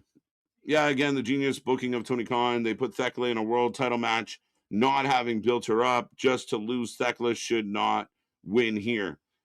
Thekla should not win, but I don't love her losing either. Like, I think Thekla's on the rise. So we'll see, is there a way for her to kind of get back, jump the champion, keep herself relevant? But Thekla's got something. She's more exciting. She's more charismatic. I want to watch Thekla. Even if she's a heel, I'm intrigued by Thekla. Stat, a little bland. By the way, we're back to the Don Callis show. At what point do we just start calling this Wednesday Night Callis? So a lot of these fans have on their fucking palms when the show's over, and I can't figure out why. Tope or not Tope? It's always Tope. I miss you, baby. Jamie Hayter got hurt, came back, got hurt, came back. Forgot that she used to be a champion. Nobody really cares. Apparently now her and Windsor are going to be a tag team. By the way, how's that women's tag team division doing in AEW? Can someone tell me the amazing women's tag team matches we're getting now that we have tag team champions? Did we name tag team champions with no plan, with no idea of what the division was going to be? I know the Twisted Sister won those belts, but has the women's tag team division kind of been dead on arrival? Callis is still talking. That's why I'm talking. I got to wonder, do you think Triple H knew that Ciampa was going to AEW? I have to know. I mean, I think it all depends. And I mean, Ciampa has a relationship with Triple H, and I don't want to assume. I'm not in the rooms. I'm not at these meetings. But there was a long-standing relationship with Triple H and Ciampa. Again, the conversation could have been simple of like, listen, we're not going to renew you, da-da-da-da-da. And then he moves on. And there is no conversation. But there is a chance that maybe, Ciampa being Ciampa and having respect. And, I haven't heard rumors other than he was frustrated with his booking, which is fair. And that's where your boss goes, oh, shit, you're right. We could book you more. Or I understand you're frustrated, but there's nothing more for you I can give. But ultimately, I mean, there's probably a rumbling, Ciampa's like, listen, I'm probably going to go over there. Hey, man, good luck. And again, I don't think WWE siphon out guys like Ciampa and then signing guys like Hobbs. Is that not kind of the best way to go about this?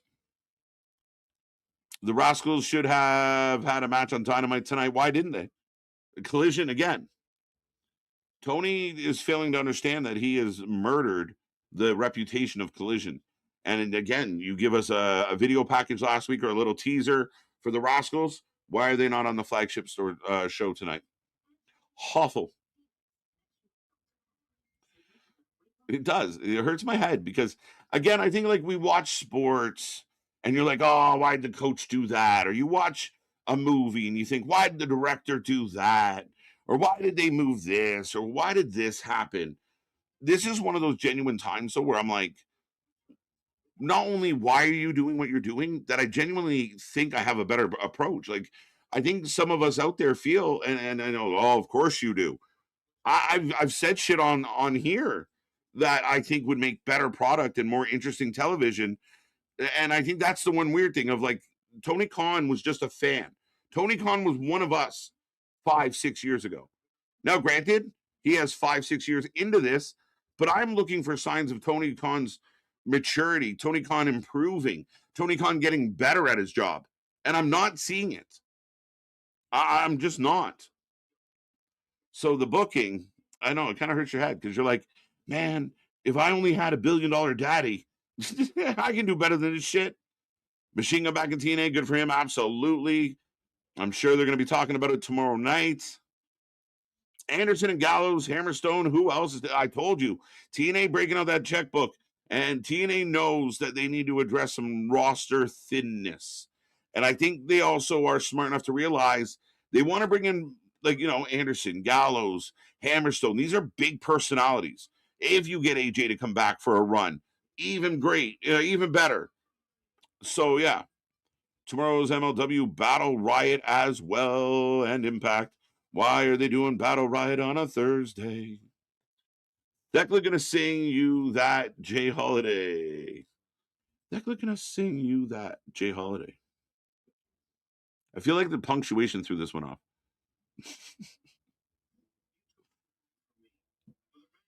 Use that. So now we go to a video replay of Jack Perry getting beat up by GOA.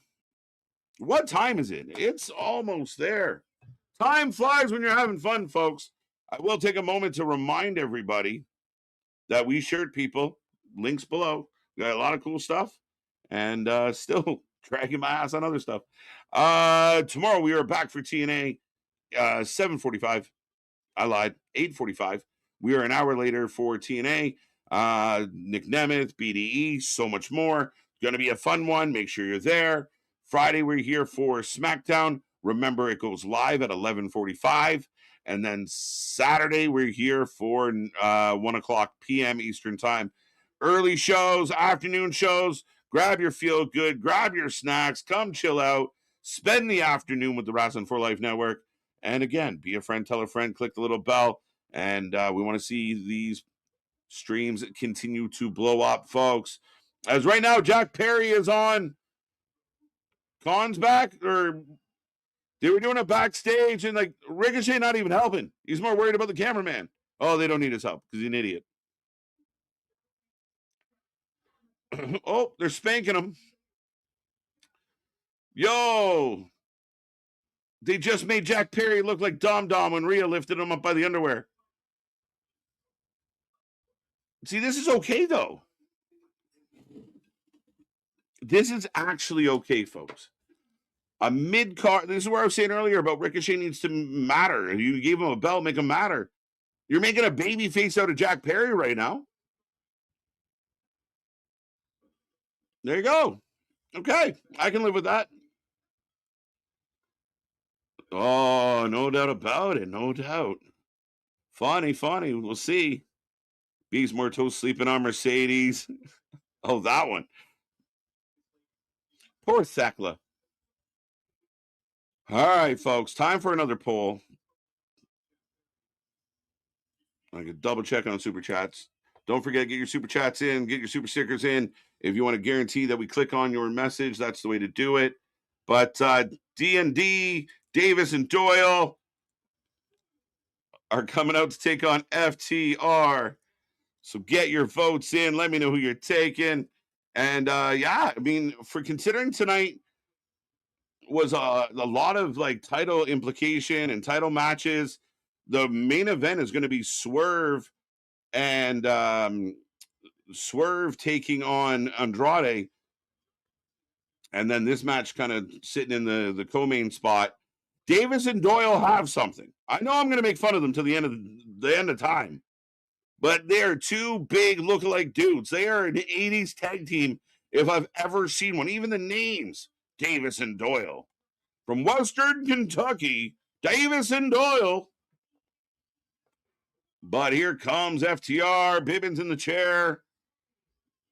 Thekla getting her ass whooped. Another update from yesterday's clues. Thumbtacks are in WWE. There you go. There you go. Thekla looks like she puts on... It's true.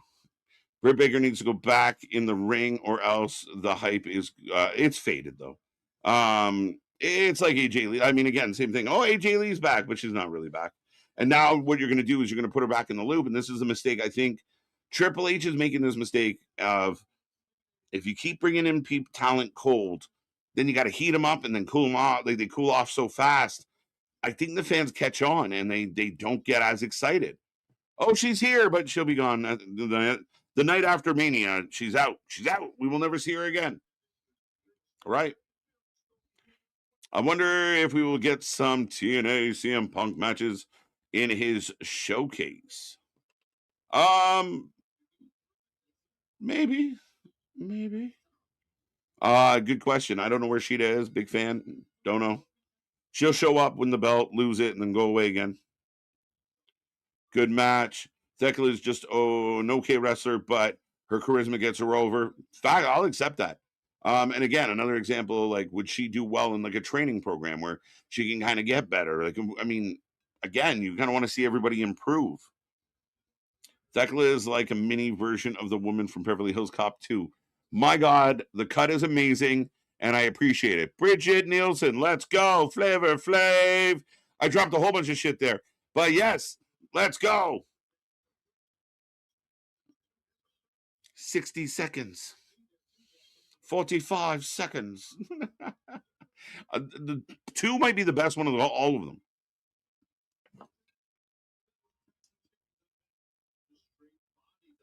The Alphabet Killer? Was it that? The Alphabet Robber? What up, wrestling friends and foes? What did I miss? Nair, welcome. I'm sure the chat can fill you in on some stuff. Not much. Ciampa's here now. Ciampa is all elite. Davis and Doyle are beating up on FTR right now. Show's been okay. Okay. What if we hear after this Kyle Fletcher is done with AEW talking about taking a break? I mean, again, that's shit that makes you nervous if you're Tony Khan. Now, we know, I believe Kyle Fletcher locked in for a few years, but there will come times. Like, I mean, again, people are talking about Wardlow all over again. Wardlow was hurt. We thought he was leaving. It was never booked. Then they brought him back. He got hurt again. Now, him getting hurt again, if you're WWE, do you get nervous that the fucking guy's accident prone? He's gym strong and can't move. It's right now Doyle laying it in and working the crowd. I like this. What up, big dog? Nothing but love. Nothing but love. Do I have like a... I'm trying to find a fitting button for it, but I don't think I have one.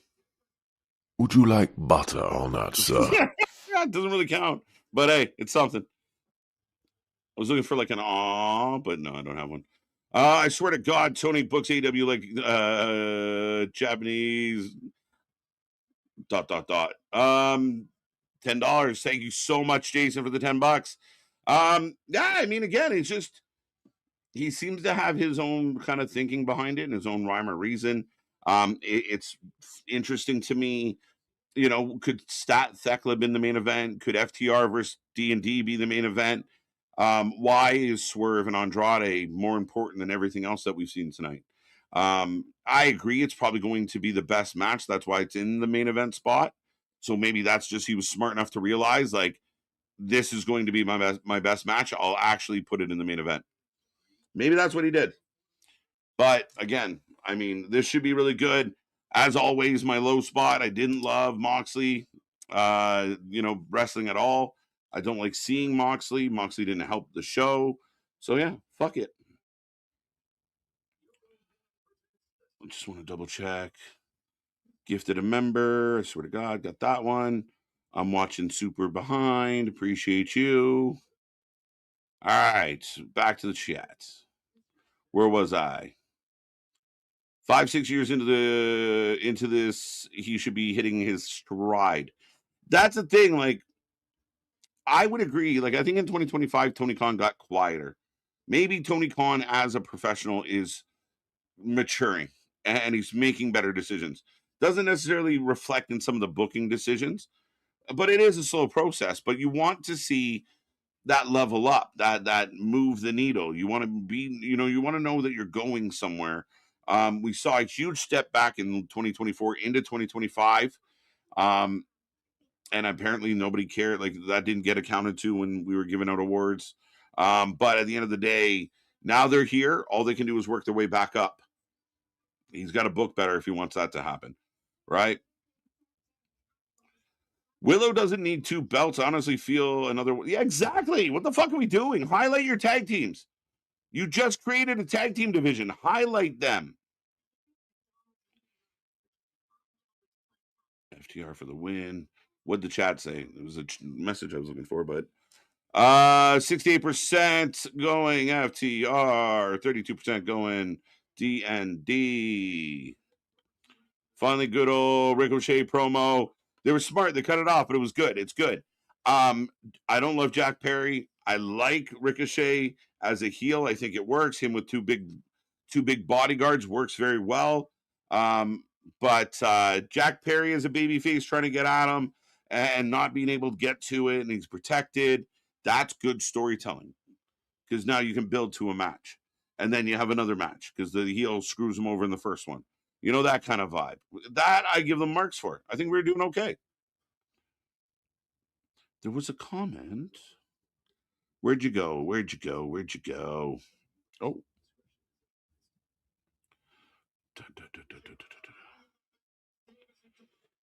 They haven't had a match yet. They've just been doing the stoner gimmick in the clubhouse. Right.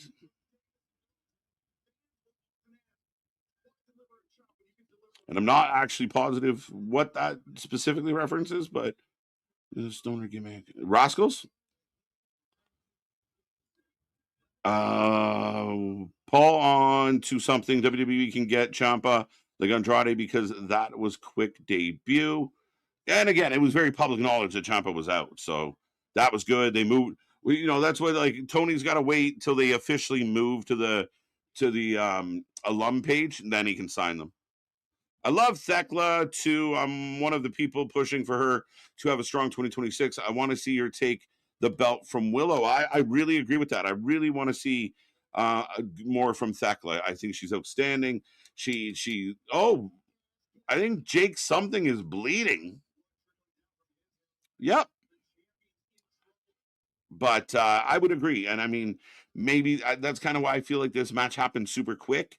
And now that, like, Stat beater lickety split clean. So what happens with Thekla now? Now Bibbins is on commentary. And if you want to hear about all the new features in WWE 2K this Friday at 2 p.m. Central and 3 p.m. Eastern, tune in to the Pro Wrestling Shoot to see all the features of WWE 2K26. Hashtag not sponsored, hashtag shout out. But yeah, there you go. But this Friday, we will be live at SmackDown at the same time. Choose your poison. I will continue to say this. AEW doesn't book Yoshi well. They don't. They think they do. They think the sickos think they have the fucking finger on the pulse of everything Japanese, and they don't. It's fucking bad. And again, it just comes off as like an American. It's like, we all love Americanized Chinese food, but it's not really what it's supposed to be. And that's what this feels like with the New Japan wrestlers. It looks like New Japan wrestling as far as stylistically, but it's not the same shit. And bringing in the Joshis and not using them properly, or not using them the way they could be used, I mean, it's just a bad look. I like Willow, but giving her 2 titles was a dumb move. TK should have built the feud. But my biggest problem is you just crowned tag team champions. Let them be tag team champions. Tony loves this, like, oh, new trios champion, but one of them's, the Ring of Honor champion. One of them's a fucking TV champion. One of them's it. Like, why can't we separate this shit? Like you said, there's so many women in this division that could, give them the belt and let the tag team be the tag team. There is just a plethora of tag teams, trios, and factions that are all utterly useless in this company.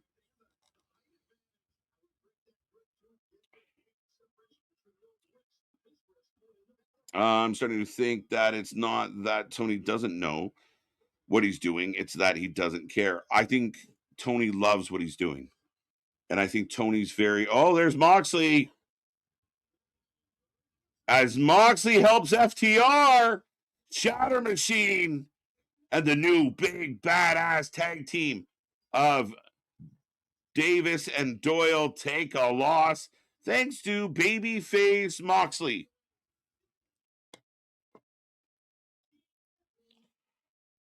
No, even if he had the path for a layup, bro, he'd try and dunk it and just brick it all day long. He couldn't help himself. Could not help himself. I still haven't seen the Hammerstone news anywhere. I haven't seen it yet either, but again, anybody's got the source. It had major success in the front end, but on the back end, he got exposed because he can't shoot or make a free throw. Facts.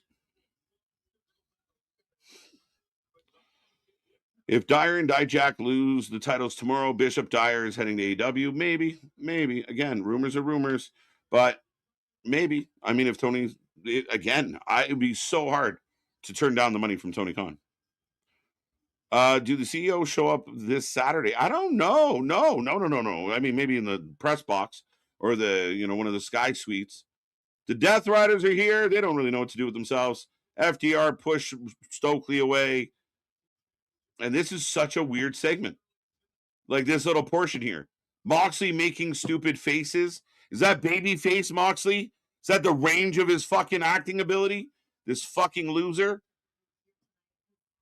What's the duck face he's doing? What is that? Bed. Does BD know about the knee pad lore? He should. Now, you're saying yes. Does he really? Cross would blow my mind. Okay, I went through, I built my, I built my 30-person Royal Rumble, 1 through 30, just like the predictions. I wrote out all mine today and kind of organized it. Karrion Kross did not make my 30, but my God, you want to talk about holy fuck moment. Karrion Kross at 30 instead of Jericho. Oh, as Shafir tries to smack, we're in the back, by the way. We're in the back.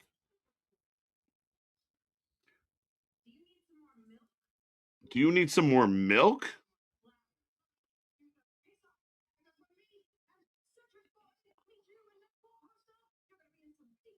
Yuta interrupted OC. Shafir went to slap Yuta. Tony showed up. OC and Tony are dancing. And how do you effectively ruin one of your top stars? You put her in a fucking thing with Orange Cassidy and Wheeler Yuta. But, ladies and gentlemen, boys and girls, children of all ages, that is not my gimmick. We have the main event. Swerve versus Andrade. This shall be interesting. We'll see if there's any, run over or any issue here that creates some type of excitement. I mean, this is in the main event spot. In a perfect world, at minimum, I mean, you're going to let these two guys just go. And I hope it's strong. I hope it's good. I hope it works. I'm a big fan of Swerve. I think he should be one of the guys that are really pushed in this company. Andrade is a bit of an enigma in and out, but if you followed Andrade's career, you know Andrade can bang. So Like, let's do that. Let's just let the wrestling talk. Let's not overcomplicate this. I have a feeling it's going to be a messy ending, but all night we've gotten a lot of messy endings, right? Tony Khan's booking's been like straight up fucking the back of a fucking dirty film fucking viewing booth. That's old. That's even older than me. I just said it. I don't know. I thought it sounded cool. They have ruined Tony Storm a little bit. Milk, lemonade. Ugh. Shit! Mm-hmm. I love Tony Storm, but this might not be it. That was Dax's eye bleeding in the match. That was a good match. Decent match. Again, a good match, fair enough. I didn't find it, like, I'm not overly interested, and I don't feel like D&D, Davis and Doyle were really viable challengers. And you're building this. We're gonna get the Callis family, and it's gonna be like Davis, Doyle, Rocky Ramiro, Trent, if we can find him, and fucking Hechicero, like 4 or 5 of the worst members of the Callis family against the Death Riders in some stadium fucking match, or some Anarchy in the Asshole match, or down in the dumps match, or I don't fucking know what they're gonna do, but I almost feel like it's coming. I'm not invested anymore in Tony. Damien has spoken, folks. But, ladies and gentlemen, as we head towards the main event, I will remind everybody we are back tomorrow night for TNA Impact on AMC. We go an hour later. We will be here at 8:45 getting ready for the 2-hour show. And then we are back on Friday. Quick turnaround. Friday afternoon at 11:45 a.m., bright and early. Grab your snacks. Some of y'all got to set an alarm because I know you'll sleep through 11:45. But set your alarm, get ready to go. We're going to have a fun one. And then Saturday, of course, we're back for the Royal Rumble, and we can't wait. A good time. Rumble's always a good time.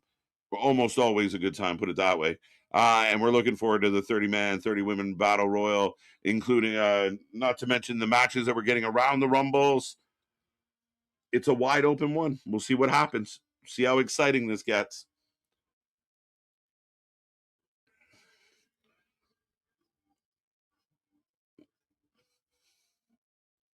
Has anyone, like, did Swerve reach out to Def Rebel to kind of help them with his remix to his entrance?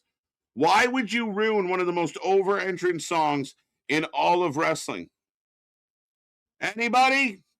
Don't worry. I'll wait. I got a while. I'll be here.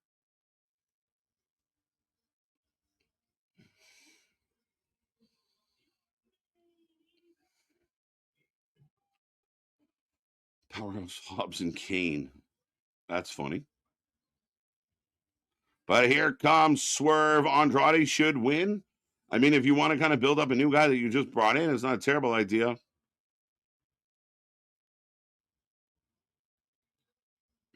That was Dax's eye bleeding. Got that one. I thought Willow was with Orange. I'm so confused. So Willow was in the conglomeration. She still is technically. Harley by proxy.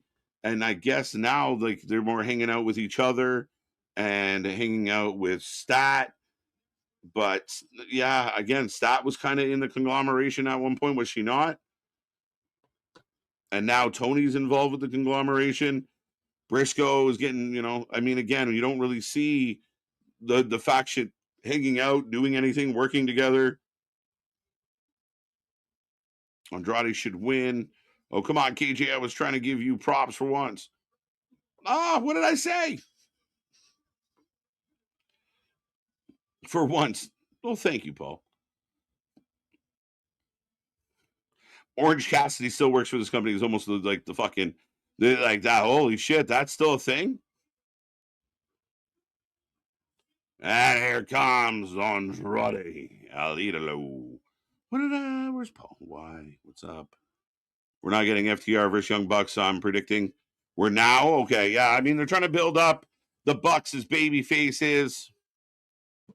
I guess. I mean, to me, the Bucks could retire. The Bucks could retire. Moxley could retire. Mercedes Moné could quit. Like, there's a whole bunch of people that could just not be on Dynamite, and it would be a better show every week. I swear to you, I promise you that if you took Moxley off this show and you filled it with more talent, this show is infinitely better. If you took, again, on the shows where you got Mercedes running around and Callis every segment, these are the things that people don't want to watch. These are the things that people aren't tuning in for. These are the things that only a small pocket of a few thousand people care to pay to go see. Cornucopia. Well,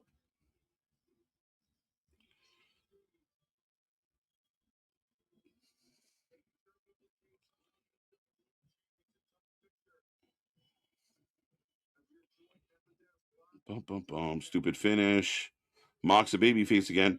Yeah, I mean, I know he's got beef, so maybe that's how you justify it. But generally, the baby faces don't help others cheat unless it's revenge. That was kind of revenge-ish. So maybe that's how we get away with it. I don't fucking know. What's up, Randy? Let's go. Let's go. So the new tag team loses right away. Yep.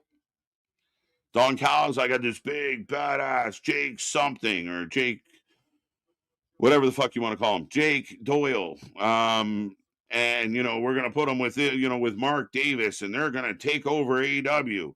It was about effective of a speech as fucking Jeff Jarrett's retirement fucking speech. It just doesn't mean anything. There's too many things in AEW on a weekly basis that is just all talk and no action. As Swerve back to his feet. How did the chat go on this one? 60-35 for Swerve. All right. Don Callis should be very worried about the Death Riders. Well, technically, yes. Overall, no. He's got more members and he's got better talent. You really scared of a gang led by John Moxley and in behind him? Yeah. You know what? Wow. Here we go. They're off and running.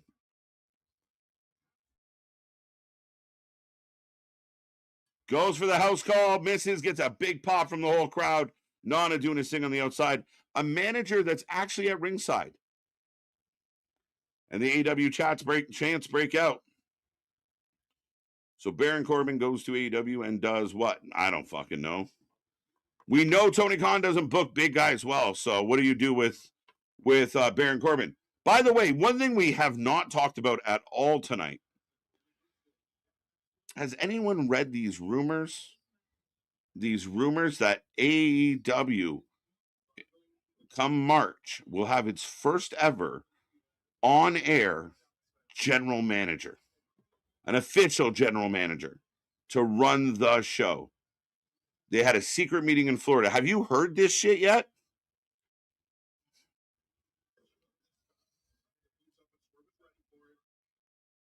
Have you heard? I'm curious if anyone's heard. But yeah, apparently the AEW might have a GM of Dynamite and Collision in a few weeks, probably coming out of Revolution, if I was guessing. But it's a strong rumor. Y'all saw the meeting they had at the airport. Then somebody took a picture and posted it out there. Swerve up and over. Andrade ducked him. Swerve chucked into the stairs. But yeah, Shane O'Mac. Now, is that wishful thinking? Is there anything to that rumor?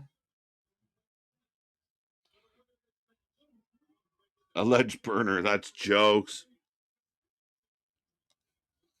Did Andrade get a new weave? He's got quite the mop as he stops to take a selfie. And that's not Charlotte Flair behind him. She fucking loving her moment. Oh, wait, she's holding his hand. One more. Wait, she pulled something over her titty. She kissed it. So Andrade's got a kiss. And where do you put a kiss? In your pants.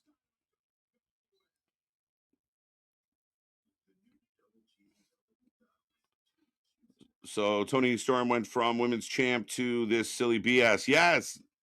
Yes, it's fucking heartbreaking. It's fucking heartbreaking. Why is that still?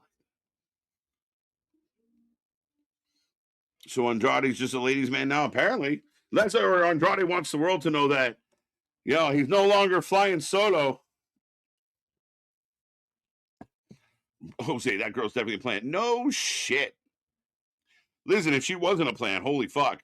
But yeah, I'm going to guess that she was a plant. She's a wrestler. I didn't see her close enough to say who she was. But based on the visual, yeah, I'm guessing somebody put her there. Baron Corbin as GM, maybe. Last I checked, Shane O'Mac is still under contract to WWE. Maybe true, Byron. Some people say that's not true. Is he, though? Maybe. I've been saying for a long time, do it. I just want to see it happen for the chaos. Like, just the breaking news of, like, we're at the very end of, like, AEW Revolution. Some shitty match just happened. Everyone's down and bleeding and tired. And, here comes the money hits. Oh, let's fucking go. I'm ready for that kind of chaos. That girl was on Collision as well. Okay. So it looks like maybe Andrade getting a new ring manager, valet, whatever you want to call it. He stole Garza's gimmick, that bastard. It's true. Baron is getting paid. I didn't see her face. Yeah. Yeah, I'm pretty certain why. A ring, babe. There you go. I can see Taz as the GM, but I think Tony and some of the wrestlers might not get along. True. I think I mean, I would love a voice, like a consistent voice, somebody that runs the show. I think WWE's done very good with Pierce and Aldis.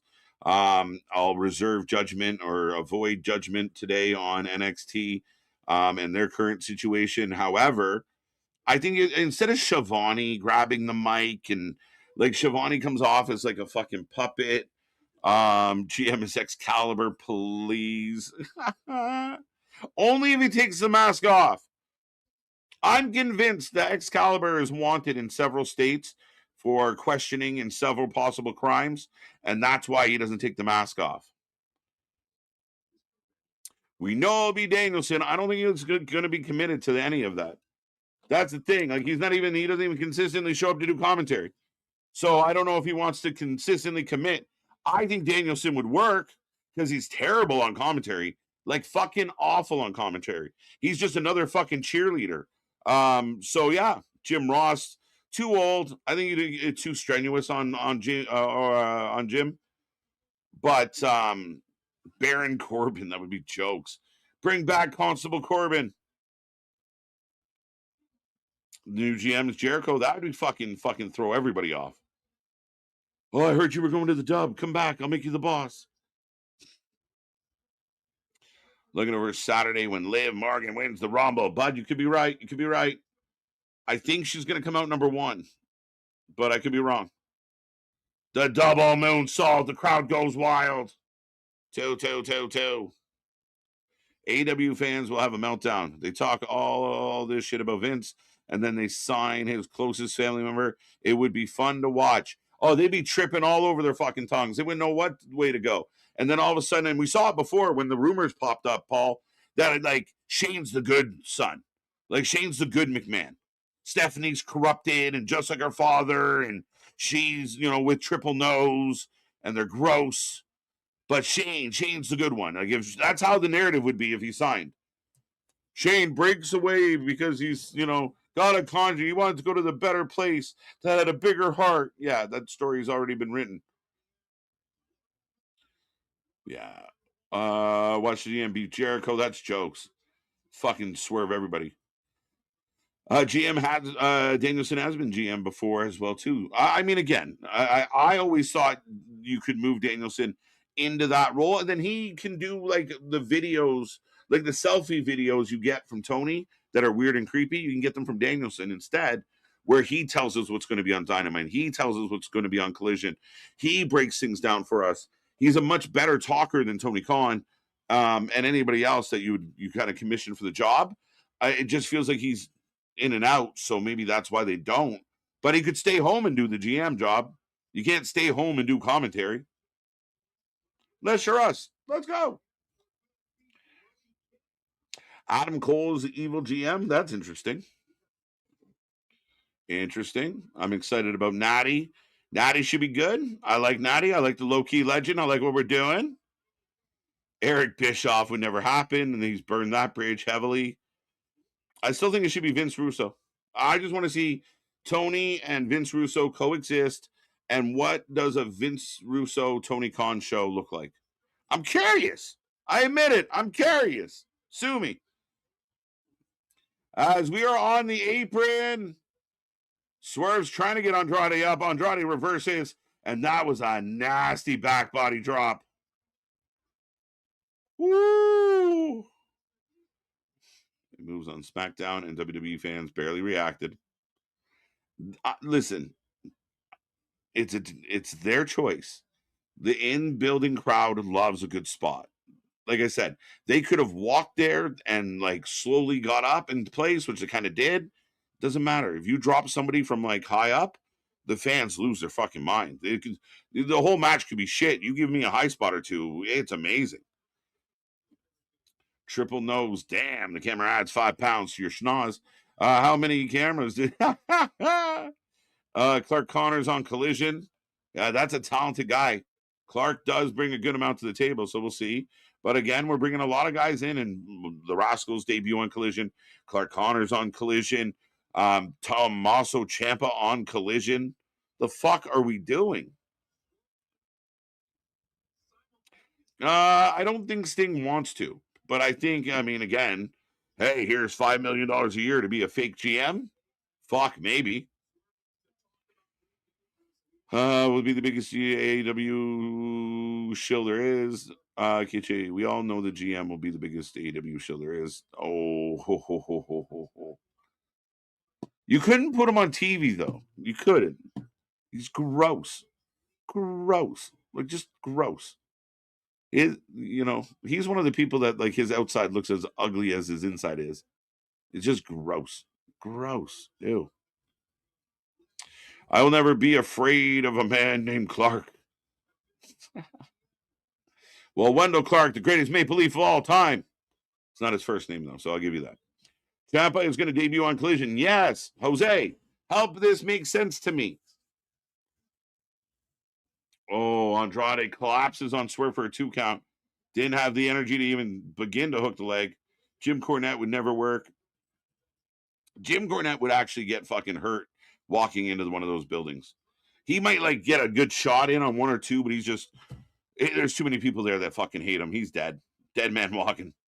And Tony Khan cannot tolerate and will not tolerate that type of straightforwardness. That's why you see a lot of these people running around bragging about what a great job, what a great boss. He couldn't handle the truth. Thank you, Jack Nicholson. As Swerve cut off Andrade, 2 count. It's a bit of a clunky spot there, but 2 count by Swerve.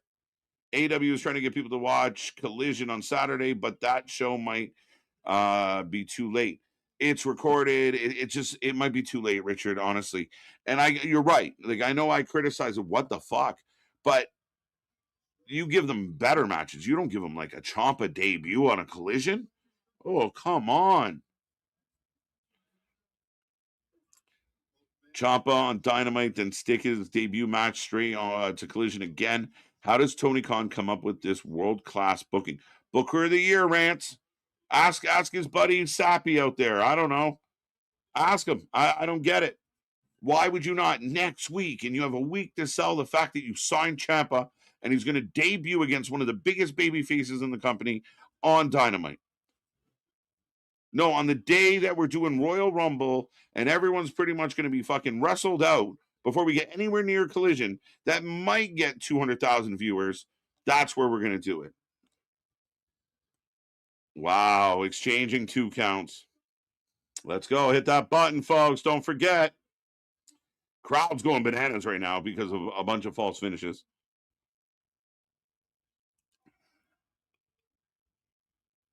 As they are chanting Swerve's house. Wardlow is the new GM. You know, maybe he won't get hurt. You know, Penn might, spring out and hit him in the eye or something, but he's had horrible luck.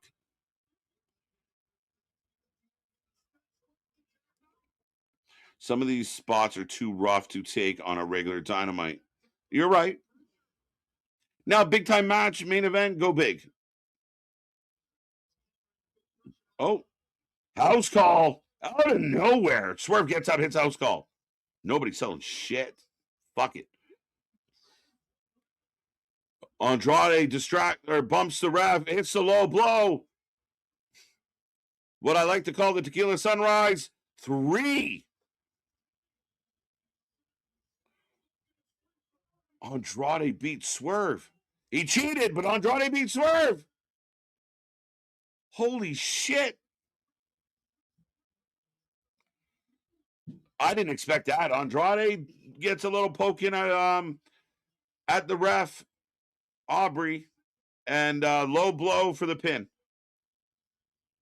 So there you go. I mean, I'm good with a heel stealing a win. So we can run this storyline for a minute. Swerve and Andrade having a rivalry is not a bad thing. But what they have to follow up on this. Wow. If you were just tuning in, Andrade successful. Then he wants the title. Next week, we're getting MJF and Brody King. Would you like butter on that, sir? Maybe a little. Maybe a little. Maybe a little. The Hurricane Rana was crazy. Told you that. The Rascals will debut on a Collision. You called it. I mean, I said it too.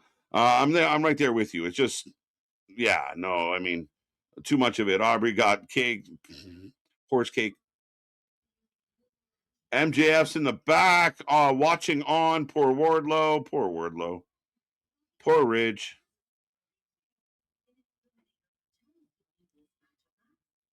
Wait, what? So next week it's Brody King versus MJF in an eliminator match? Oh, well, okay. All right.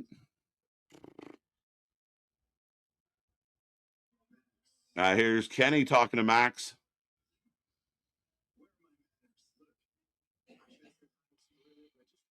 Andrade cheats as he should. I like the ending. I'm good with it. I am. Let's fucking go. Andrade, I said I want new stuff. I want to feel things different. Again, now Swerve has a reason to go back after Andrade and give us another good match.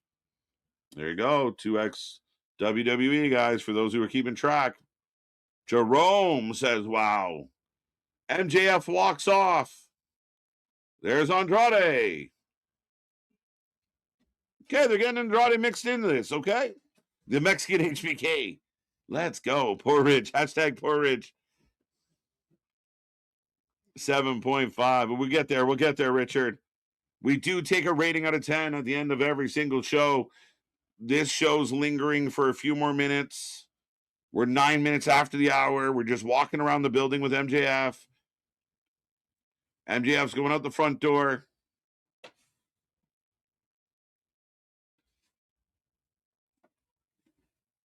There's a sexy Dutch lady. No, that's not on TV. Never mind. As he's getting in the car. Who's going to be in the car? Oh, Hangman. I want Hangman to fuck off, too. Just take a break. And I don't mean it in a bad way. Just take a moment.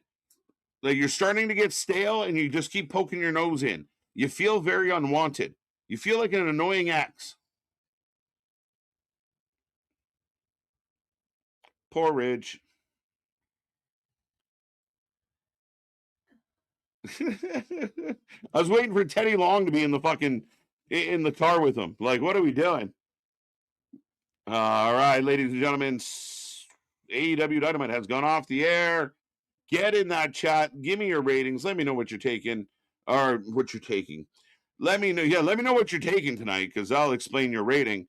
I wanted this and I happened. There you go. Andrade, the Mexican HBK, I love it. 7.5 for Dynamite. Hashtag poor Ridge. And now I got to jump over to the front because being a dick. Chair relax, 7. Face who's in the car. Yeah, down. Hangman, got to take a chill pill. He's just always just intense, right? Like, he's just got to fucking calm the fuck down. Frankie's saying 9 out of 10. Good show. I'll give it a 7. Andrade is HBQ. I guess that would be more French than Spanish. How about a K? HBK? Oh, that makes more sense. We're good. Predictable show, 6. 6. I'm going to be nice. I'm going to go 7. I'm going to give it a solid 7. I mean, I could even give it maybe a 7.5. Again, there's good stuff here. So I want to give it credit for entertaining me at a satisfactory level. That's where I'm going with this one tonight. I thought the matches were pretty good for the most part. I already told you guys I'm not going to re-rant about hashtag re-rant. I like that. I'm not going to revisit the whole Moxley thing. You guys know how I feel about Moxley. You know I don't much care for him. And I thought his match was shit with Ace Austin. It was so out of Austin's situation. Tag match was decent, strong. Every match probably shouldn't have an angle after the match. But that's lazy, and that's Tony's inexperience that he needs to work on. Overall, not bad. Too much Callis, too much Moxley, but overall, a good show by their standards. Not an 8, not a 9, not a 10, but a solid 7, which is a better show than usual. I've given it, I think in other times I might have given it a lower score, but I'm almost starting to grade them on a curve here. Like, all right, this is their level. But 7, 8. 8 feels too high for me, but that's okay, Jerome. 6.5, 6, 7. Again, like, they introduce Andrade, I'm pumped. You get points for, no, not Andrade, Ciampa. You get points for Ciampa. You get points for how you did it. And then you kind of kick me in the nuts when you're like, oh, by the way, Saturday, we're going to debut Ciampa. What? The fuck you doing? Oh, well, they want people to watch? Yeah, but I mean, you got to put better things on there. And when you deplete a show to the point that people aren't watching, it's a really hard pill to swallow that you put important shit over there that nobody pays attention to. 9 out of 10. 7 out of 10. Got that one. 7 out of 10. 5.25, 7, 7, 8 from Jerome. Been down there. Chat's so funny. Danisha jumping in with a super chat. Thank you so much, Danisha. They're treating Swerve like a jobber. No. Maybe not treating Swerve as good as they should treat him. And I think you can get more out of Swerve by booking him better. But I don't mind, like, if Swerve's going to be babyface and you have the crowd into it, and, Andrade low blows him, now Swerve shows back up and fights Andrade, we got something here. You need some rivalries in AEW. Heated rivalries, not small beefs. There's a lot of beef in AEW. Like, not with the wrestlers at all. But guys have little, like, squabbles with each other. These little, like I said, we used to be friends, and now you don't talk to me, so I'm going to fight that guy. They need more rivalry. Ricochet versus Jack Perry, official for next week, Dynamite. There you go. There you go. I truly did not give a damn about this main event. I wanted this main event to be good. And, I mean, you didn't give a damn about it. That's fine. Again, there's not a whole lot of, like, I think the one match tonight that kind of didn't have a big story to it was the main event. Every other had a bit of story of some kind. So it is what it is. But I thought it was good. I thought it was, again, for the fans that like high spots and false finishes, this was a fucking tube sock filler. But again, if you want a little more than that, it was okay. It was pretty strong, but not great. 7. Dun, dun, dun, dun, dun, dun. I thought this episode was pretty good. I'm with you. I thought it was okay. I thought it was pretty good overall. Again, am I like running around like, oh my God, what a show. Dynamite's back. Not quite. But again, there's talent. You got a lot of talent, Tony. It's just some organizational stuff. And some formatting and some better thought out processes. Like, hey, in the first segment, we're going to have a match, and then after the match, we're going to do a thing. What are you doing in the second segment, guys? Well, we're going to have a match, and then after the match, we're going to do a thing. Hey, what are you guys doing in the third segment? We're going to have a match, and we're going to do a thing. All right. Okay, time out. Maybe we shouldn't all be doing match thing. Maybe we come up with something else. They just need more of that in this company, more cohesion, more consistency. But I digress. Tube sock filler. Dun, dun, dun. This is a new rating system we're working on. Are you a tube sock filler? Number 2 on the chart. Let's go. Tube sock filler. KJ White, you are telling the truth. They need rivalries just like the WWE. And again, I know it's so easy to say just like the WWE. Do it in the AEW style. A little grittier, a little over the top, but you need rivalries. You really do. In any sport, it's what we truly invest in as fans. In any movie, it's the reason why we watch fucking dumb reality TV shows. Like we do. We get into them because a lot of it is based on the competition, the rivalry, the battles within, the stories. And if they don't have that, the show kind of sucks.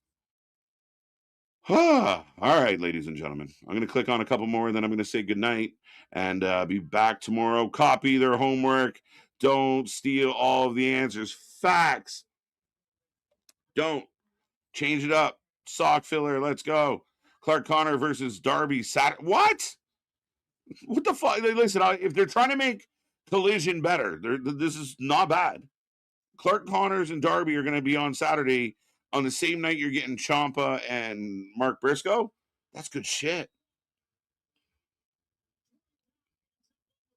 He forgot Andrade attacked him again. The definitely the flaws in the storytelling. Rants, my buddy. One of the last ones we'll do tonight. So funny. Kenny and Andrade can legit be in the same room just now, and they act like they don't know each other. Nothing happened. And we've seen multiple examples of this rant. And this is where the adult wrestling fans roll their eyes. Again, it's guys like Jim Cornette and the critics out there, the strong anti-AEW crowd. These are the things that they consistently point out. And we notice it. We see so much wrestling. You notice the craziness of like, weren't they mad at each other? And weren't they mad at you? Like, no, that was last week. Like, Dave Meltzer, I believe, with Tony Khan, but I believe it's partly Dave's influence. There's this week to week. Tony Khan treats his fan base like goldfish. Like you swim by this way and you get a little piece of food, and then as you're going, it poops and then turns around and eats it, and then poops it and then eats it, and because the short-term memory, right? Like that's how Tony Khan books. Like the fans the fans are dumb. They don't know what happened last week. Don't worry about it. Like fuck it. Who cares? And that's, as the adult wrestling fans, we get frustrated of like, wait, none of this makes sense. Why is he not beating the shit out of that guy? All good questions, my friend. But we will be here all week, all the time. Go check out our buddy Wrestle Rants. I know he's on TikTok and all over the place, having fun and doing his thing. Go give him some love, and we appreciate everybody out there. I am done. I'm tired. I need a snack and a cuddle. But this was a fun one. Not too bad of a show. We remember the storylines better than TK. Facts. Better, and I mean, the vitamin induced us. That's crazy. Wrestling Rams 100% garbage booking storytelling. It's lazy, and again, it treats the fans like they're stupid. And I think some of the sickos are okay being stupid, or maybe they don't realize it, but they seem okay with whatever they're doing. Great show tonight, KJ. 5 stars. Thank you, Sean. All right, ladies and gentlemen, that is Dynamite. That is the show. We are back tomorrow. TNA still rolling. What will they do in week 3? We will find out the results of Feast or Fired. I know Nick tried to give it away, but I stopped him. We got so much going on. We're back on Friday. We're back for the Rumble. We got so much coming your way. Again, share this link with everybody you can think of. We appreciate all the love. Follow all the buttons. I'm out of everything, I think. But that's it. That's the show. So on behalf of Ringsider Anthony, on behalf of Big Nick, I'm KJ White. Have a good night. I'll see you on the flip side, folks.